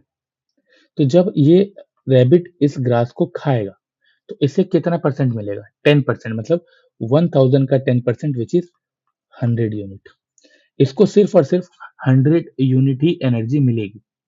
और जब इस रैबिट को ये स्नेक खाएगा, तो इस 100 यूनिट का भी 10%, मतलब 10 यूनिट एनर्जी इसे मिलेगी। और जब ईगल इसको खाएगा, तो इससे सिर्फ और सिर्फ 1 यूनिट एनर्जी मिलेगी, ठीक है। आप क्या देख रहे हो, यहाँ से यहाँ, यहाँ से यहाँ, यहाँ से यहाँ, सिर्फ और सिर्फ 10% एनर्जी ही ट्रांसफर हो रहा है। तो अब आपके दिमाग में क्वेश्चन तो आएगा ही कि बाकी जो एनर्जी थी वो कहाँ चली गई, वो एनर्जी कहाँ खत्म हो गई। देखो ये जो एनर्जी लॉस्ट आपको दिख रहा है ना कि ये 10% हम जो यहाँ पे लॉ देख रहे हैं, इन 10% लॉ में सिर्फ 10% एनर्जी ही ट्रांसफर हो रहा है। बाकी एनर्जी कहाँ है? तो बाकी एनर्जी लॉस्ट हो जाती है due to heat, due to respiration, due to movement.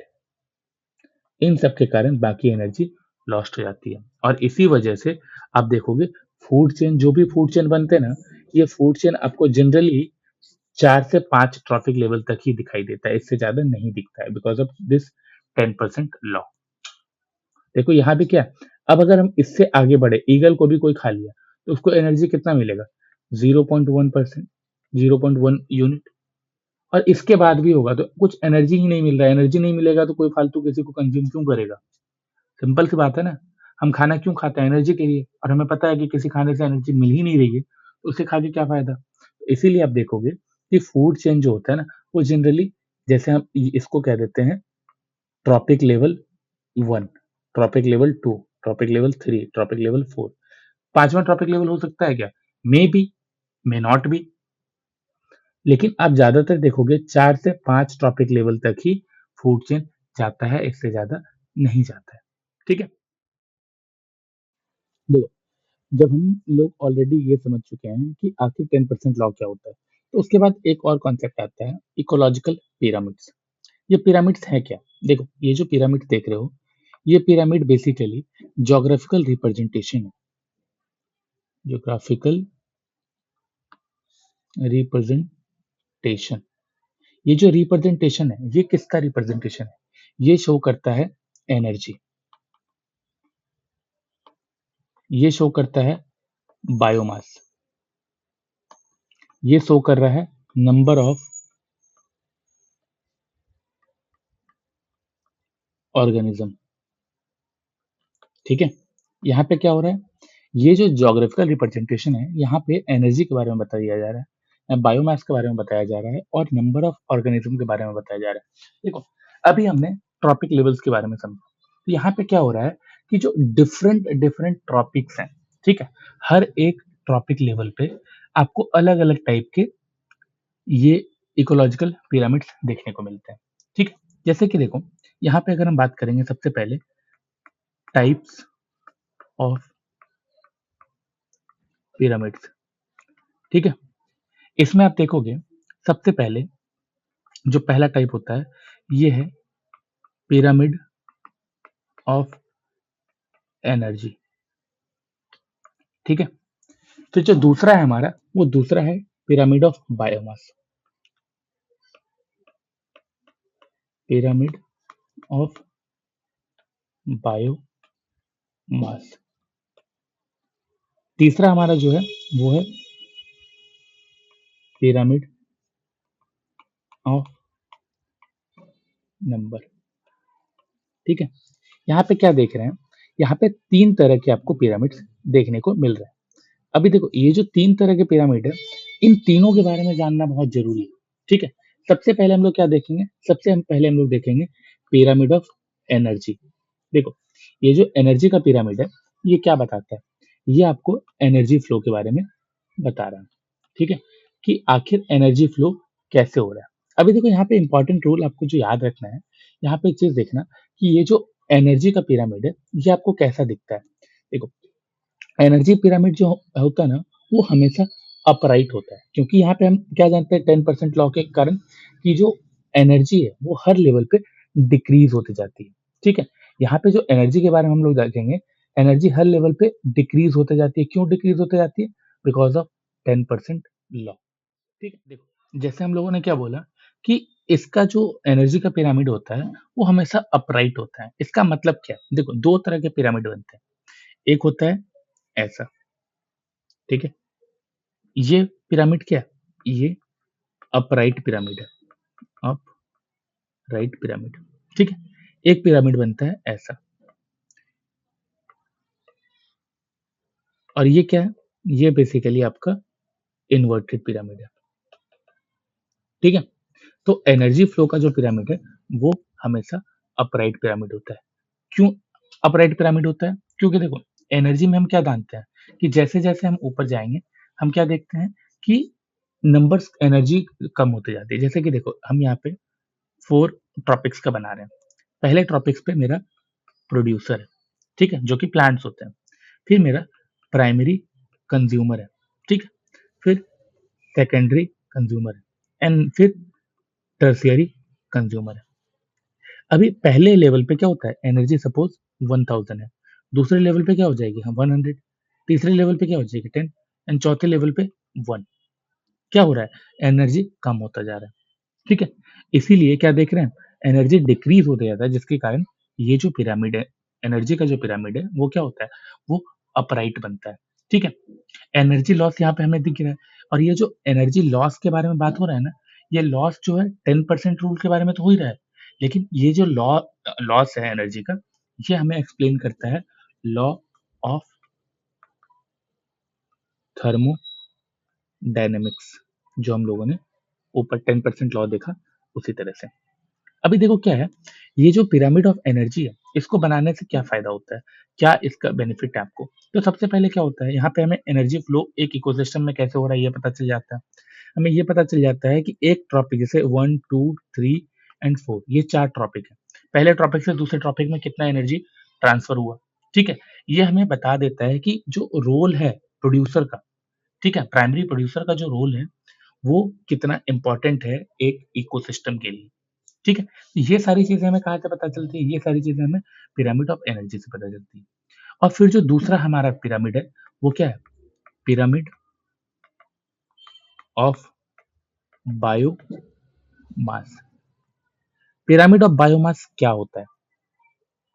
देखो, ये जो पिरामिड ऑफ बायोमास है, ये बेसिकली हमें बायोमास के बारे में बताता है। ये बायोमास को शो करता है। जैसे कि आप फॉरेस्ट इकोसिस्टम में देखोगे, जो प्लांट का बायोमास होता है, वो सबसे ज़्यादा होता है और एनिमल का जो बायोमास होता है, वो कम होता है।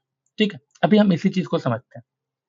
कि आप देखोगे कि जो ट्रॉपिक लेवल पे हमने देखा कि हर एक ट्रॉपिक लेवल पे क्या होता है कि घटता जाता है और यहाँ पे जो पिरामिड ऑफ बायोमास है वो कैसा-कैसा बन सकता है। तो एक यहाँ पे 2 तरह के पिरामिड ऑफ बायोमास बन सकते हैं। कैसा? एक अपराइट पिरामिड भी बन सकता है, एक इन्वर्टेड पिरामिड भी बन सकता है। तो हम यहाँ पे दोनों तरफ से देखेंगे। जैसे कि हम एक बना देते हैं पहले अपराइट पिरामिड, ठीक है? एक बनेगा इन्वर्टेड पिरामिड, अपराइट इन्वर्टेड, ठीक है? अब हम इन दोनों में देखते हैं। यहाँ पे क्या होता है कि जो बायोमास के बारे में बात हो रही है। बायोमास क्या होता है?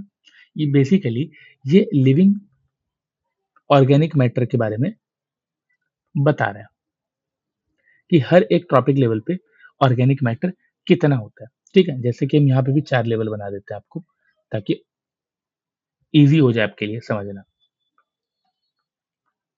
ठीक है? देखो बायोमास जो होता है वो बेसिकली हम लोग किस तरह से मेज़र करते हैं।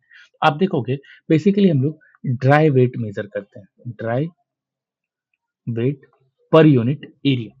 अभी देखो जो मेरा यहाँ पे जैसे T1 है, T2 है, T3 है, T4 है। यहाँ पे भी मेरा T1, T2, T3 and T4। यहाँ पे क्या है कि आप देखोगे कि हम ट्रॉपिक लेवल पे अगर देखते हैं तो ये क्या बताता है T1 हमें प्रोड्यूसर के बारे में बता रहा है।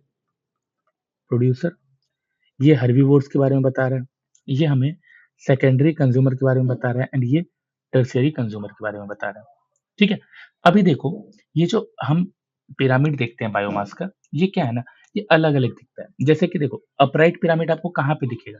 जो हमारा ग्रासलैंड इकोसिस्टम है, ठीक है? ग्रासलैंड इकोसिस्टम, यहाँ पे आप अपराइट पिरामिड देखोगे। अगर आप फॉरेस्ट इकोसिस्टम को देखते हो, यहाँ पे भी क्या आपको अपराइट पिरामिड दिखेगा। लेकिन अगर आप किसी पॉन्ड इकोसिस्टम में देखते हो, एक पॉन्ड है, तालाब है, उस इकोसिस्टम में अगर आप देखते हो, तो आपको क्या दिखता है? वो कैसा दिखेगा? तो वो इन्वर्टेड दिखेगा। यहाँ पे भी हम अलग-अलग तरह से देखेंगे। क्या होता है, ये पिरामिड हमें हर एक ट्रॉपिक लेवल का जो बायोमास है, वो बताता है। ठीक है? अभी देखो क्या है कि जैसे हम लोग ग्रासलैंड इकोसिस्टम के बारे में बात कर रहे हैं, तो क्या है, ग्रासलैंड इकोसिस्टम में ग्रासेस तो बहुत ज़्यादा होते हैं, तो प्रोड्यूसर लेवल पे आपको क्या है कि बायोमास ज़्यादा दिखता है। लेकिन फिर हम जैसे-जैसे ऊपर पहुँचेंगे, फिर वहाँ पे हम जब हर्बीवोर्स को देखेंगे, वो कम होंगे। सपोज़ ये ग्रासलैंड में आप समझ लो यहाँ पे 100 1000 है, ठीक है? 1000 समथिंग नंबर्स हैं ग्रासेस के। मान के चलो, ऐसा ऐसा नहीं है कि ऐसा होता है, इतना कम ग्रास कहीं नहीं होता है, 1000 से ज़्यादा ही होता है। बट हम मान के चलते हैं। हर्बीवोर्स उसमें सपोज़ 10 हो जाएँगे, ठीक है? या तो हम कह लेते हैं कि 100 हो जाएँगे और इसको हम लोग 10,000 कर देते हैं, ठीक है? इसमें 10 100 हर्बीवोर्स हैं। इसके बाद आप देखोगे जो सेकेंडरी कंज्यूमर है, वो क्या हो जाएँगे? वो 50 है। और इसके बाद आप देखोगे टर्शियरी कंज्यूमर, जैसे कि हमारे लायन, टाइगर, ये सब का नंबर, तो ये नंबर आ जाता है 10 पे। तो ये क्या हो रहा है कि आपको बायोमास दिख रहा है कि कम होता जा रहा है, ठीक? इसीलिए आप देख रहे हो कि ग्रासलैंड इकोसिस्टम में हमारा जो पिरामिड है, ये अपराइट पिरामिड बनता है। लेकिन जब हम पॉन्ड वाला में देखते हैं, पॉन्ड इकोसिस्टम में देखते हैं, तो ये इन्वर्टेड बनने लगता है। अभी देखो यहाँ पे हम दोनों तरफ से समझेंगे और दोनों तरफ से समझने का ये ट्राई करेंगे कि आखिर क्या हो रहा है, ठीक है? और ये जो पिरामिड है, ये कैसे-कैसे बन रहा है। सबसे पहले देखो अगर हम एक्वेटिक पिरामिड्स के बारे में जानते हैं, जो एक्वेटिक पिरामिड होता है, उसमें हम क्या देखते हैं? एक्वेटिक पिरामिड में आप देखोगे जो प्लैंकटन होते हैं, ठीक है? फाइटोप्लैंक्टन क्या होते हैं? इनका लाइफ स्पैन आप देखोगे तो मुश्किल से 2 से 3 दिन का होता है, ठीक है? जो प्लैंकटन होते हैं, उनका लाइफ स्पैन 7 टू 8 डेज़ का होता है और जो छोटे-छोटे मछलियाँ होती है, स्मॉल फिशेज़ होते हैं, इनका लाइफ स्पैन 15 से 20 डेज़ का होता है। जो शार्क्स होते हैं, इनका लाइफ स्पैन क्या होता है? 10 इयर्स के समथिंग का होता है। तो इस तरह से क्या होता है ना, अगर हम एक पर्टिकुलर मोमेंट में निकालें, तो हम क्या देखेंगे कि लोअर लेवल पे, ठीक है? लोअर लेवल पे जो बायोमास है, ये बायोमास क्या है आपको बहुत ही कम दिखता है as compare to higher level biomass, ठीक है? और इसीलिए देखोगे जो एक्वेटिक एरिया, जैसे कि यहाँ पे पॉन्ड इकोसिस्टम लिखे हैं, ये भी एक्वेटिक इकोसिस्टम ही है। इसमें देखोगे कि इस एरियाज़ में जहाँ पे छोटे फिशेज़ होते हैं, जैसे हम यहाँ पे लिखते हैं, सॉरी पेन बंद हो गया, हाँ, यहाँ पे लिखते हैं हम लोग फाइटोप्लैंक्टन, ठीक है? प्लैंक्टन। इसको खाता है कौन? ज़ूप्लैंक्टन, ठीक है? इसके बाद आता है मेरा, सॉरी, इसके बाद आएगा स्मॉल फिश, फिर आएगा सपोज़ शार्क्स। पॉन्ड नहीं लिखो, इसको एक्वेटिक लिख दो, अदरवाइज़ पॉन्ड में शार्क कहाँ से मिलता है? Aquatic ecosystem. देखो, अभी यहाँ पे अगर हम देख रहे हैं, तो हमने क्या देखा कि फाइटोप्लैंक्टन का लाइफ स्पैन 2 से 3 दिन का होता है, ठीक है? ज़ूप्लैंक्टन 7 टू 8 डेज़ का होता है, ठीक? स्मॉल फिश लगभग-लगभग 15 से 20 डेज़, एंड जो शार्क्स होते हैं, ये 10 इयर्स तक ज़िंदा रहते हैं। ठीक है? तो हम क्या देख रहे हैं, एक पर्टिकुलर मोमेंट में अगर देखा जाए, तो बायोमास अगर हम लोअर लेवल पे देखेंगे, ठीक है? तो आपको ना बहुत कम दिखेगा as compare to higher level. Sharks का देखो 10 साल ज़िंदा रहते हैं और कितने साइज़ में बड़े होते हैं, ठीक है? उनका देखो यहाँ पे क्या होता है, ड्राई वेट के बारे में बात कर रहे हैं, तो ड्राई वेट भी उनका ज़्यादा होता है। तो इस तरह से हम क्या देख रहे हैं यहाँ पे कि जो एक्वेटिक इकोसिस्टम है, यहाँ पे पिरामिड और बायोमास इन्वर्टेड होता है और जो हमारा ग्रासलैंड या फॉरेस्ट इकोसिस्टम है, यहाँ पे हम क्या देख रहे हैं कि हमारा जो पिरामिड और बायोमास है, ये क्या है? ये अपराइट होता है, ठीक है? तो ये तो हमें यहाँ से पता चल गया। तो इन्वर्टेड पिरामिड भी हो रहा है एंड साथ ही साथ अपराइट पिरामिड भी हो रहा है, ठीक है? अभी देखो ये जो फाइटोप्लैंक्टन है, इन लोगों का लाइफ साइकिल ही छोटा होता है, उनका बायोमास कम होता है, लेकिन क्या होता है कि इनका रिप्रोडक्शन जो होता है, वो बहुत ही ज़्यादा फास्ट होता है, ठीक है? चलो, ये आ गया। अब तीसरा जो हमारा ये है, वो हम लोग नंबर्स का देखते हैं, ठीक है? Pyramid of numbers, pyramid of numbers, ठीक है? अभी देखो पिरामिड ऑफ नंबर में क्या होता है, ये बेसिकली क्या है कि सिर्फ़ और सिर्फ़ नंबर शो कर रहा है। किसका? ऑर्गेनिज़्म का, कि कितने नंबर्स में हैं। सबसे पहले देखो एग्ज़ाम्पल, जो फॉरेस्ट इकोसिस्टम है, अगर वहाँ पे एक ट्री है, सपोज़ एक ट्री है, इसमें हो सकता है 100 इंसेक्ट्स हों, हो सकता है 1000 माइक्रो ऑर्गेनिज्म हो। इसलिए अगर इसका हम पिरामिड बनाएँगे, तो इसका पिरामिड का शेप जो है, वो चेंज हो सकता है। ठीक है? इसीलिए क्या है कि हम नंबर्स में देखते हैं अलग-अलग है। ऐसा कोई ज़रूरी नहीं है कि एक ही तरह का पिरामिड बनेगा। ये डिपेंड करता है कि किसके बारे में बात हो रही है एंड उसके हिसाब से आप इसका नंबर्स का पिरामिड बना सकते हो। ठीक है? देखो ऐसे तो पॉसिबल इसमें है अपराइट भी हो सकता है, अपराइट, इन्वर्टेड भी हो सकता है एंड एक और तीसरा होता है स्पिंडल शेप। अब आएगा आपके दिमाग में सर स्पिंडल शेप क्या होता है? देखो स्पिंडल शेप जो पिरामिड होते हैं वो ऐसे होते हैं। ठीक है? 1, 2 और यू कैन इसमें 3 ही ट्रॉपिक बनाते हैं। ये 3 ट्रॉपिक। जैसे देखो यहाँ पे कार्निवोरस है, यहाँ पे हर्बीवोर्स है और यहाँ पे प्रोड्यूसर है। ठीक है? तो इस तरह के स्पिंडल शेप्ड पिरामिड भी बनते हैं। ठीक है? जैसे यहाँ पे ट्रीज हैं। ठीक है? इन सारे ट्रीज में बर्ड्स, ठीक है? और फिर आप यहाँ पे बर्ड्स के बाद कार्निवोर्स देख रहे हो। एक ट्री के ऊपर बर्ड्स कितने हो सकते हैं? More than 1। एक ट्री है, इसमें कितने बर्ड्स हो सकते हैं? May be 10 birds, may be more than 10 birds. लेकिन फिर इन 10 बर्ड्स के ऊपर जो इन सारे बर्ड्स को खा रहा है, वो कितना है? वो मे बी 1 हो, मे बी 2 हो, इससे कम ही होंगे। इसीलिए इसका शेप ऐसा कुछ बनता है स्पिंडल शेप में। ठीक है? तो इस तरह के भी पिरामिड्स बनते हैं। तो ये आपको क्या है कि यहाँ पे जो नंबर का पिरामिड है, ये तीनों तरह से बन सकता है। ऐसा कोई फिक्स नहीं है कि एक ही तरह का पिरामिड बनेगा ये। ठीक है? तो अभी तक क्या हुआ कि हम लोगों ने एनर्जी फ्लो देख लिया। हर एक टॉपिक लेवल में क्या होता है, प्रोड्यूसर कौन है, कंज्यूमर कौन है, फूड चेन क्या है, फूड वेब क्या है, 10% लॉ क्या है एंड इकोलॉजिकल पिरामिड्स क्या होते हैं। ठीक है? अभी देखो इकोलॉजिकल पिरामिड्स हम समझ गए।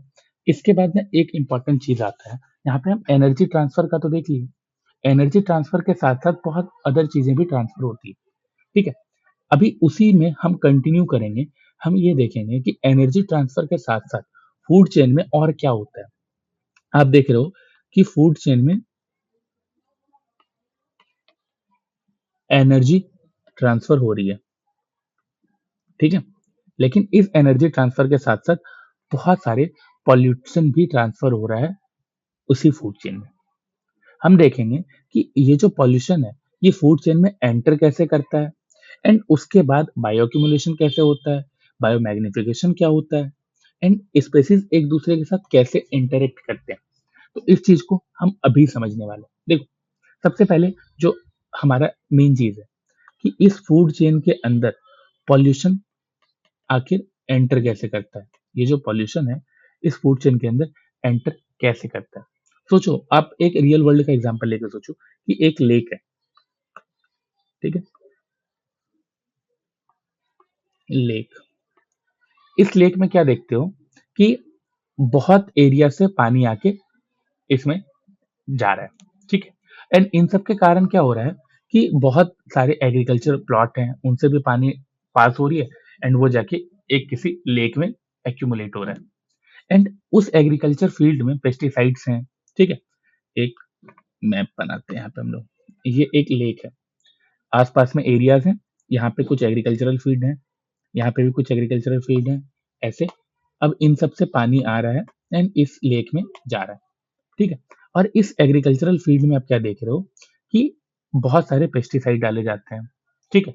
बहुत सारे केमिकल डाले जाते हैं एग्रीकल्चर को बूस्ट करने के लिए, प्रोडक्टिविटी को बढ़ाने के लिए, फर्टिलिटी को बढ़ाने के लिए। इसके कारण क्या हो रहा है कि ये जो केमिकल है, ये केमिकल इस लेक में जा रहा है।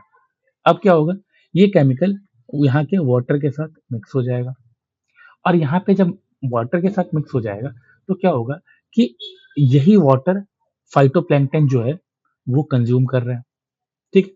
अभी देखो ये जो पॉल्यूटेड वाटर है, ये जो पॉल्यूटेड वाटर है, इसी पॉल्यूटेड वाटर को फाइटोप्लैंक्टन भी कंज़्यूम कर रहा है। फाइटोप्लैंक्टन, ठीक है? अभी इसी वाटर को कंज़्यूम करेगा, एब्ज़ॉर्ब करेगा एंड यही चीज़ जो स्मॉल फिश हैं, इन सारे फिश के अंदर जाएगी जब ये फाइटोप्लैंक्टन को खाएगी और जब इस स्मॉल फिश को कोई बड़ी फिश खाती है, ठीक है? बिग फिश, तो क्या हो रहा है? इसके अंदर भी सेम वही जा रहा है। यहाँ से हमें क्या देखने को मिल रहा है कि ये पॉल्यूशन पहले फाइटोप्लैंक्टन में गई, वहां से स्मॉल फिश में गई, स्मॉल फिश से किसी बड़े फिश में गई। अब जब बड़े फिश है वो स्मॉल फिश को खा के आगे आई, तो अब इस बिग फिश को कोई बर्ड खा लेता है। ठीक है, अब जब बर्ड इस फिश को खाएगा तो क्या होगा, यहाँ से पॉल्यूशन इसके पास भी ट्रांसफर हो जाएगा। अभी देखो हर स्टेप में क्या होता गया कि देखो जो फाइटोप्लैंक्टन थे, अब एक एक करके समझने, बहुत इंपॉर्टेंट कॉन्सेप्ट है, यहाँ से क्वेश्चन आ चुका है बहुत बार और इससे रिलेटेड क्वेश्चन आ चुके हैं। अभी क्या हो रहा है कि हर स्टेप में देखो कि केमिकल का जो कंसंट्रेशन है ना वो बढ़ता जाएगा। अब वो कैसे बढ़ता जाएगा, ये तो एक साइकिल बन गया। देखो यहाँ पे जो वाटर है, पॉल्यूटेड वाटर है, इस पॉल्यूटेड वाटर को बहुत सारे phytoplankton, suppose numbers of phytoplankton देखो मल्टीपल हो सकते हैं, सपोज ये मिलियंस में, ठीक है, इन इतना सारा फाइटोप्लैंक्टन है, इन सब में वो पॉल्यूशन। अब इनमें से बहुत सारे फाइटोप्लैंक्टन को एक बार में स्मॉल फिशेस खा लेती है। ठीक है, इसी तरह के स्मॉल फिश बहुत सारे फाइटोप्लैंक्टन को खाएगी। एक फाइटोप्लैंक्टन ने वाटर कंज्यूम किया तो इसमें जो है पॉल्यूशन का लेवल वो कम होगा। ठीक है, लेकिन जब ये स्मॉल फिश इतने सारे फाइटोप्लैंक्टन को खाएगी तो इन सबका केमिकल कंपोजिशन इनके अंदर गया। ठीक है, अब एक ही स्मॉल फिश तो नहीं है, इस तरह के बहुत सारे स्मॉल फिश होंगे और ये सारे स्मॉल फिश जब एक साथ खाएगी, ठीक है, तो अब क्या है कि कोई बड़ा फिश बहुत सारे छोटे छोटे स्मॉल फिश को खाती है। ठीक है, तो इन सब के अंदर जो पॉल्यूशन था, ये क्या हुआ, बड़े फिश के अंदर एक बार में चली गई। तो बड़ा फिश के अंदर जो पॉल्यूशन है वो आपको बहुत ज्यादा देखने को मिलेगा। हर स्टेप में क्या हुआ कि पॉल्यूशन लेवल बढ़ता गया। फाइटोप्लैंक्टन के पास जो पॉल्यूशन था वो थोड़ा कम था, जब वो स्मॉल फिश के पास गया तो वो ज्यादा हो गया, फिर स्मॉल फिश से जब बड़ी फिश के पास गई तो यहाँ पे और ज्यादा हो गया। तो यहीं से क्या होता है ना, दो कॉन्सेप्ट निकल के आते हैं। हम क्या देख रहे हैं, ये जो केमिकल कॉन्सेंट्रेशन है ये हर एक ट्रॉपिक लेवल पे बढ़ता गया। ठीक है, एंड इसी को समझने के लिए दो कॉन्सेप्ट आते हैं, एक आता है bio accumulation and the second one is bio magnification.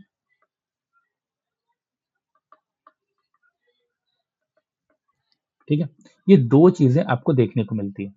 अभी ये जो बायो एक्यूमुलेशन है ये क्या है, एंड बायो मैग्निफिकेशन है ये क्या है, इन दोनों कॉन्सेप्ट को हम यहाँ पे समझते हैं। अभी देखो बायो एक्यूमुलेशन में क्या होता है, सबसे पहले समझो कि एक्यूमुलेशन का मतलब क्या होता है, फिर हम बायो एक्यूमुलेशन समझेंगे। एक्यूमुलेशन का मतलब होता है जमा होना, और यहाँ पे क्या हो रहा है कि बायो एक्यूमुलेशन हो रहा है, मतलब कोई केमिकल, ठीक है, यहाँ पे क्या हो रहा है कि कोई केमिकल ग्रेजुअली किसी ऑर्गेनिज्म के बॉडी में एक्यूमुलेट हो रही है, ग्रेजुअली एक्यूमुलेट हो रही है किसी ऑर्गेनिज्म में, इन ऑर्गेनिज्म। ठीक है, अगर हम सिंपल लैंग्वेज में समझें कि जैसे हम लोगों ने यहाँ पे देखा कि एक पॉन्ड में केमिकल गया, वहां का पानी पॉल्यूटेड हो गया, उसी तरह से यहाँ पे क्या हुआ कि जब कोई हार्मफुल केमिकल ऑर्गेनिज्म के बॉडी में एंटर करता है, ठीक है, और वो जो बॉडी है उसे धीरे धीरे करके एलिमिनेट नहीं कर पाती है।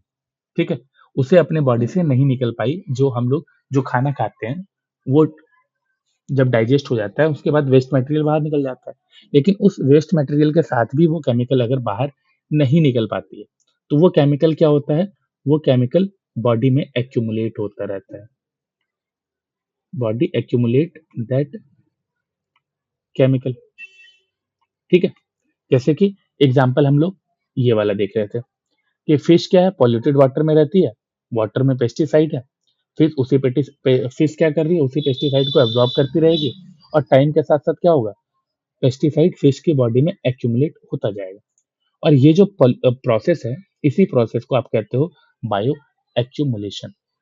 ठीक है, अभी देखो बायो एक्यूमुलेशन जो है ना, ये एक ऑर्गेनिज्म के बॉडी के अंदर में हो रहा है। ये क्या हो रहा है, ये आप किसी सिंगल इंडिविजुअल ऑर्गेनिज्म में देख रहे हो, ऑर्गेनिज्म। ठीक है, यहाँ पे आप क्या देख रहे हो, आप देख रहे हो कि ये जो कंसंट्रेशन है, ये कंसंट्रेशन ग्रेजुअली इंक्रीज होता जा रहा है। यहाँ पे क्या लिखा है, ग्रेजुअली एक्यूमुलेशन, तो ग्रेजुअली इंक्रीज होता जाता है। एंड उस ऑर्गेनिज्म के ही अंदर, उसी के लाइफ टाइम में, ये किसी और के बॉडी में नहीं जा रहा है। ठीक है? अभी देखो, ये तो था बायो एक्यूमुलेशन, लेकिन दूसरा जो कॉन्सेप्ट है ये क्या है? ये है बायो मैग्निफिकेशन का। बायो मैग्निफिकेशन में क्या होता है? बायो मैग्निफिकेशन का मतलब होता है कि फूड चेन जो आप देख रहे हो ना, जो अभी हमने पूरा फूड चेन बनाया, ठीक है? ये जो आपको एग्जांपल यहाँ पे बताया गया, स्मॉल फिश से बड़ी फिश से बर्ड, ये जो आपको बताया गया, इसी चीज पे हम लोग बात कर रहे हैं। ये जो फूड चेन है, इस फूड चेन में हमने क्या देखा कि वाटर में जो पेस्टिसाइड का कंसंट्रेशन था, सपोज यहाँ पे हम लोग देखते हैं स्मॉल लेवल से। पहले हम लोग क्या देख रहे थे? पहले हम लोग देख रहे थे फाइटोप्लैंक्टन, ठीक है? फाइटोप्लैंक्टन। उसके बाद हमने देखा स्मॉल फिश, फिर हमने देखा बिग फिश, फिर हमने देखा बर्ड, ठीक है? अभी जो फाइटोप्लैंक्टन थी, वो एक यूनिट कंज्यूम कर रही थी। जो पेस्टिसाइड जो केमिकल था, उस केमिकल को एक यूनिट कंज्यूम कर रही थी, ठीक है? दूसरा जब लेवल आया, ठीक है, दूसरा ट्रॉपिक लेवल में क्या देखे कि इस तरह के 100 फाइटोप्लैंक्टन को एक स्मॉल फिश कंज्यूम कर गई, एक स्मॉल फिश। तो ये क्या है? 100 यूनिट हो गया। अब जो बड़ी मछली है, इस मछली ने क्या किया कि इस तरह के स्मॉल, कम से कम बहुत सारे स्मॉल फिश को कंज्यूम कर लिया। बिग फिश ने इस तरह की छोटी मछली को, बहुत सारी छोटी मछली को खा लिया, ठीक है? अभी यहाँ पे एक मछली में 100 यूनिट पेस्टिसाइड दिख रहा है। अगर इसने 10 मछली भी खाया होगा, ठीक है, तो इसके अंदर कितना आपको दिख रहा है? 1000 यूनिट का पेस्टिसाइड दिख जा रहा है, ठीक है? अभी देखो टॉप प्रेडेटर में, सपोज यहाँ पे बर्ड है, इसके जगह पे हम कुछ और रख दें, ठीक है? बेयर रख देते हैं सपोज, ठीक है? यहाँ पे आपको लगेगा बर्ड एक बड़ी मछली कैसे खाएगी, तो यहाँ पे हम लोग बियर रख देते हैं, पोलर बियर रख देते हैं, ठीक है? ये जो पोलर बियर है, ये क्या कर रही है कि ये उस तरह की 10 बड़ी मछली खा गई जो टॉप प्रेडेटर है। तो अब इसके अंदर क्या हुआ कि इसी का कॉन्सेंट्रेशन 10,000 यूनिट हो गया। यानी फूड चेन के टॉप पे जो बैठा है, इससे सबसे ज्यादा कंसंट्रेशन आपको कहाँ मिल रहा है? जो टॉप प्रेडेटर है, ठीक है? और ये कैसे हो रहा है? फूड चेन के अंदर हम देख रहे हैं, जो हायर ट्रॉपिक लेवल्स पर केमिकल कंसंट्रेशन क्या हो रहा है? इंक्रीज होते जा रहा है। जैसे जैसे हम नीचे जा रहे हैं, वैसे वैसे क्या हो रहा है कि जो केमिकल का कंपोजिशन है, ये इंक्रीज होते जा रहा है। एंड इसी को हम बोलते हैं बायो मैग्निफिकेशन, ठीक है? यहाँ पे क्या हो रहा है? मैग्नीफाई होता जा रहा है। बायो एक्यूमुलेशन क्या है? एक ही इंडिविजुअल स्पेसीज या ऑर्गेनिज्म के अंदर हम ये चीज देख रहे हैं। लेकिन यहाँ पे क्या देख रहे हैं? हम देख रहे हैं कि ट्रॉपिक लेवल पे कैसे वो इंक्रीज होता जा रहा है। क्लियर है? देखो, बायोमैग्निफिकेशन ये तो देख लिया। बायोमैग्निफिकेशन तब होगा ना, जब पॉल्यूटेड, बेसिकली पॉल्यूशन में कुछ ऐसा प्रॉपर्टीज हो जिसके कारण ये एक्यूमुलेट, जमा होता जा रहा है और बढ़ते जा रहा है। देखो, यहाँ पे जो पॉल्यूशन है, अगर यहाँ पे हम पेस्टिसाइड के बारे में बात कर रहे हैं, तो ये जो पेस्टिसाइड है, ये पेस्टिसाइड कैसा होना चाहिए? क्योंकि यहाँ पे हम बात कर रहे हैं कि लंबे टाइम तक के लिए रह रहा है, ठीक है? तो इसका मतलब है कि वो पेस्टिसाइड लॉन्ग लिव्ड होना चाहिए। ये जो पेस्टिसाइड है, ये फैट में सॉल्युबल होना चाहिए, तभी तो बॉडी से नहीं निकल पा रहा है। ये नॉन बायोडिग्रेडेबल होना चाहिए। ये वाटर इनसॉल्युबल होना चाहिए। अगर वाटर सॉल्युबल होता तो हम जो यूरिन करते हैं उसके थ्रू निकल जाता, ठीक है? लेकिन ऐसा नहीं होना चाहिए। जैसे कि अभी के टाइम पे अगर आप देखोगे, तो इस तरह के बहुत सारे पॉल्यूशन हैं, जैसे कि आप देख सकते हो एग्जाम्पल में डीडीटी, एग्जाम्पल में आप देख सकते हो मरकरी, एग्जाम्पल में देख सकते हो हैवी मेटल्स, एग्जाम्पल में देख सकते हो पीआरपी, मतलब होता है परसिस्टेंट ऑर्गेनिक पॉल्यूटेंट। तो ये सारी चीजें आप क्या देख रहे हो? ये सारी चीजें ऐसी है जो कि लंबे टाइम तक रहती है, फैट सॉल्युबल होती है, नॉन बायोडिग्रेडेबल होती है, एंड वाटर इनसॉल्युबल होती है। ठीक है। अभी देखो, ये जो चीज हम लोग पढ़ रहे हैं, बायो मैग्निफिकेशन, बायो एक्यूमुलेशन जो हम लोग पढ़ रहे हैं, यहाँ पे क्या है ना कि इस डीडीटी जो है ये बहुत ही ज्यादा बड़ा फेमस एग्जाम्पल है। डीडीटी जो है ना वो पेस्टिसाइड फिश में एक्यूमुलेट हो जाता है, बर्ड फिश को खाती है, बर्ड के बॉडी में डीडीटी का कंसंट्रेशन बहुत हाई हो जाता है, और रिजल्ट क्या होता है, बर्ड का जो एग होता है ना, वो एग का जो सेल होता है वो बहुत पतला हो जाता है, और एग ब्रेक होने लगते हैं, जिससे क्या होता है कि पूरा का पूरा बर्ड का पॉपुलेशन ही डिक्लाइन होने लगता है। और इसी इशू को हाईलाइट किया गया था एक बुक में, जो कि आप देखोगे ये किसके कारण, ये डीडीटी के कारण। ठीक है, इसके कारण बर्ड का पॉपुलेशन क्या हो रहा था, डिक्लाइन हो रहा था, और इसी चीज को स्टडी की गई थी और पब्लिश किया गया था एक बुक में, साइलेंट स्प्रिंग, जो कि लिखा था किसने, रेचल कार्सन ने। ठीक है, अभी देखो, ये तो था डीडीटी के ऊपर, लेकिन जैसे हम लोग यहाँ पे मरकरी भी देख रहे हैं। ठीक है, एक और सबसे फेमस है डीडीटी के बाद मरकरी। मरकरी भी एक बहुत बढ़िया और बहुत बड़ा एग्जाम्पल है। जैसे कि हम लोग मीना माता डिजीज के बारे में पढ़ते हैं। ठीक है, ये जो मीना माता डिजीज है, ये डिजीज किसके कारण हो रहा था, ये डिजीज लाइट हाईलाइट में आया था जब आप देखोगे कि जापान में एक बार क्या हुआ था कि जापान में मिनामाता बे में, ठीक है, मरकरी बहुत ज्यादा एक्यूमुलेट हो गया था, मरकरी पॉल्यूशन बहुत ज्यादा हो गया था। ठीक है, और यही मरकरी वहाँ की जो फिश थी वो कंज्यूम कर रही थी, वहाँ पे जो फिश और सेलफिश थी ये सब कंज्यूम कर रहे थे, जिसके कारण उन सारे फिश में ये मरकरी एक्यूमुलेट हो गया था। और वहाँ के जो लोकल लोग थे वो फिश खाते थे, जिसके कारण क्या हुआ कि इस फिश से ये जो मरकरी का कंसंट्रेशन है वहाँ के लोकल्स के बीच फैलने लगा।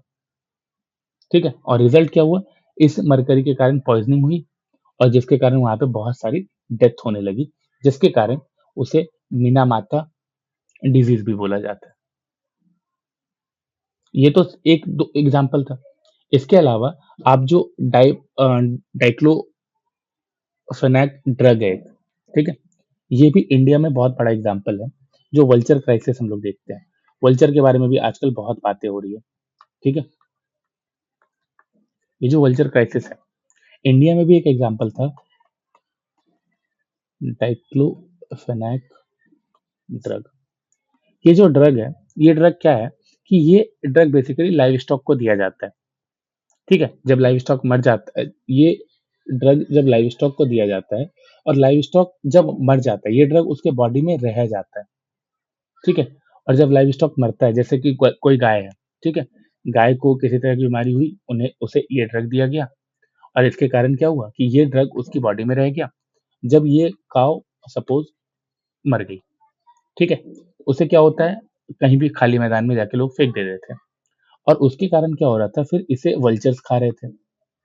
ठीक है, और वल्चर्स जब खाते थे तो क्या होता था कि ये ड्रग काव के थ्रू वल्चर्स में पहुंचती थी। ठीक है, और ये ड्रग वल्चर्स के बॉडी में एक्यूमुलेट हो गया, और इसके कारण क्या हुआ कि इंडिया में वल्चर का जो पॉपुलेशन था ये पॉपुलेशन डिक्लाइन होने लगा, जिसके कारण फिर इस ड्रग को बैन किया गया। ठीक है, तो ये सारी चीजें आप देख रहे हो बायो एक्यूमुलेशन और बायो मैग्निफिकेशन में। ठीक है, अभी देखो, जब हम ये समझ जाते हैं, ठीक है, बायो मैग्निफिकेशन समझ जाते हैं, हम मिनामाता डिजीज के बारे में समझ जाते हैं, तो फिर आता है आपका इंटरेक्शन। ठीक है, और ये ना इको सिस्टम का बहुत ही ज्यादा इंटरेस्टिंग टॉपिक है, और ये क्या है, ये है बायोटिक इंटरेक्शन।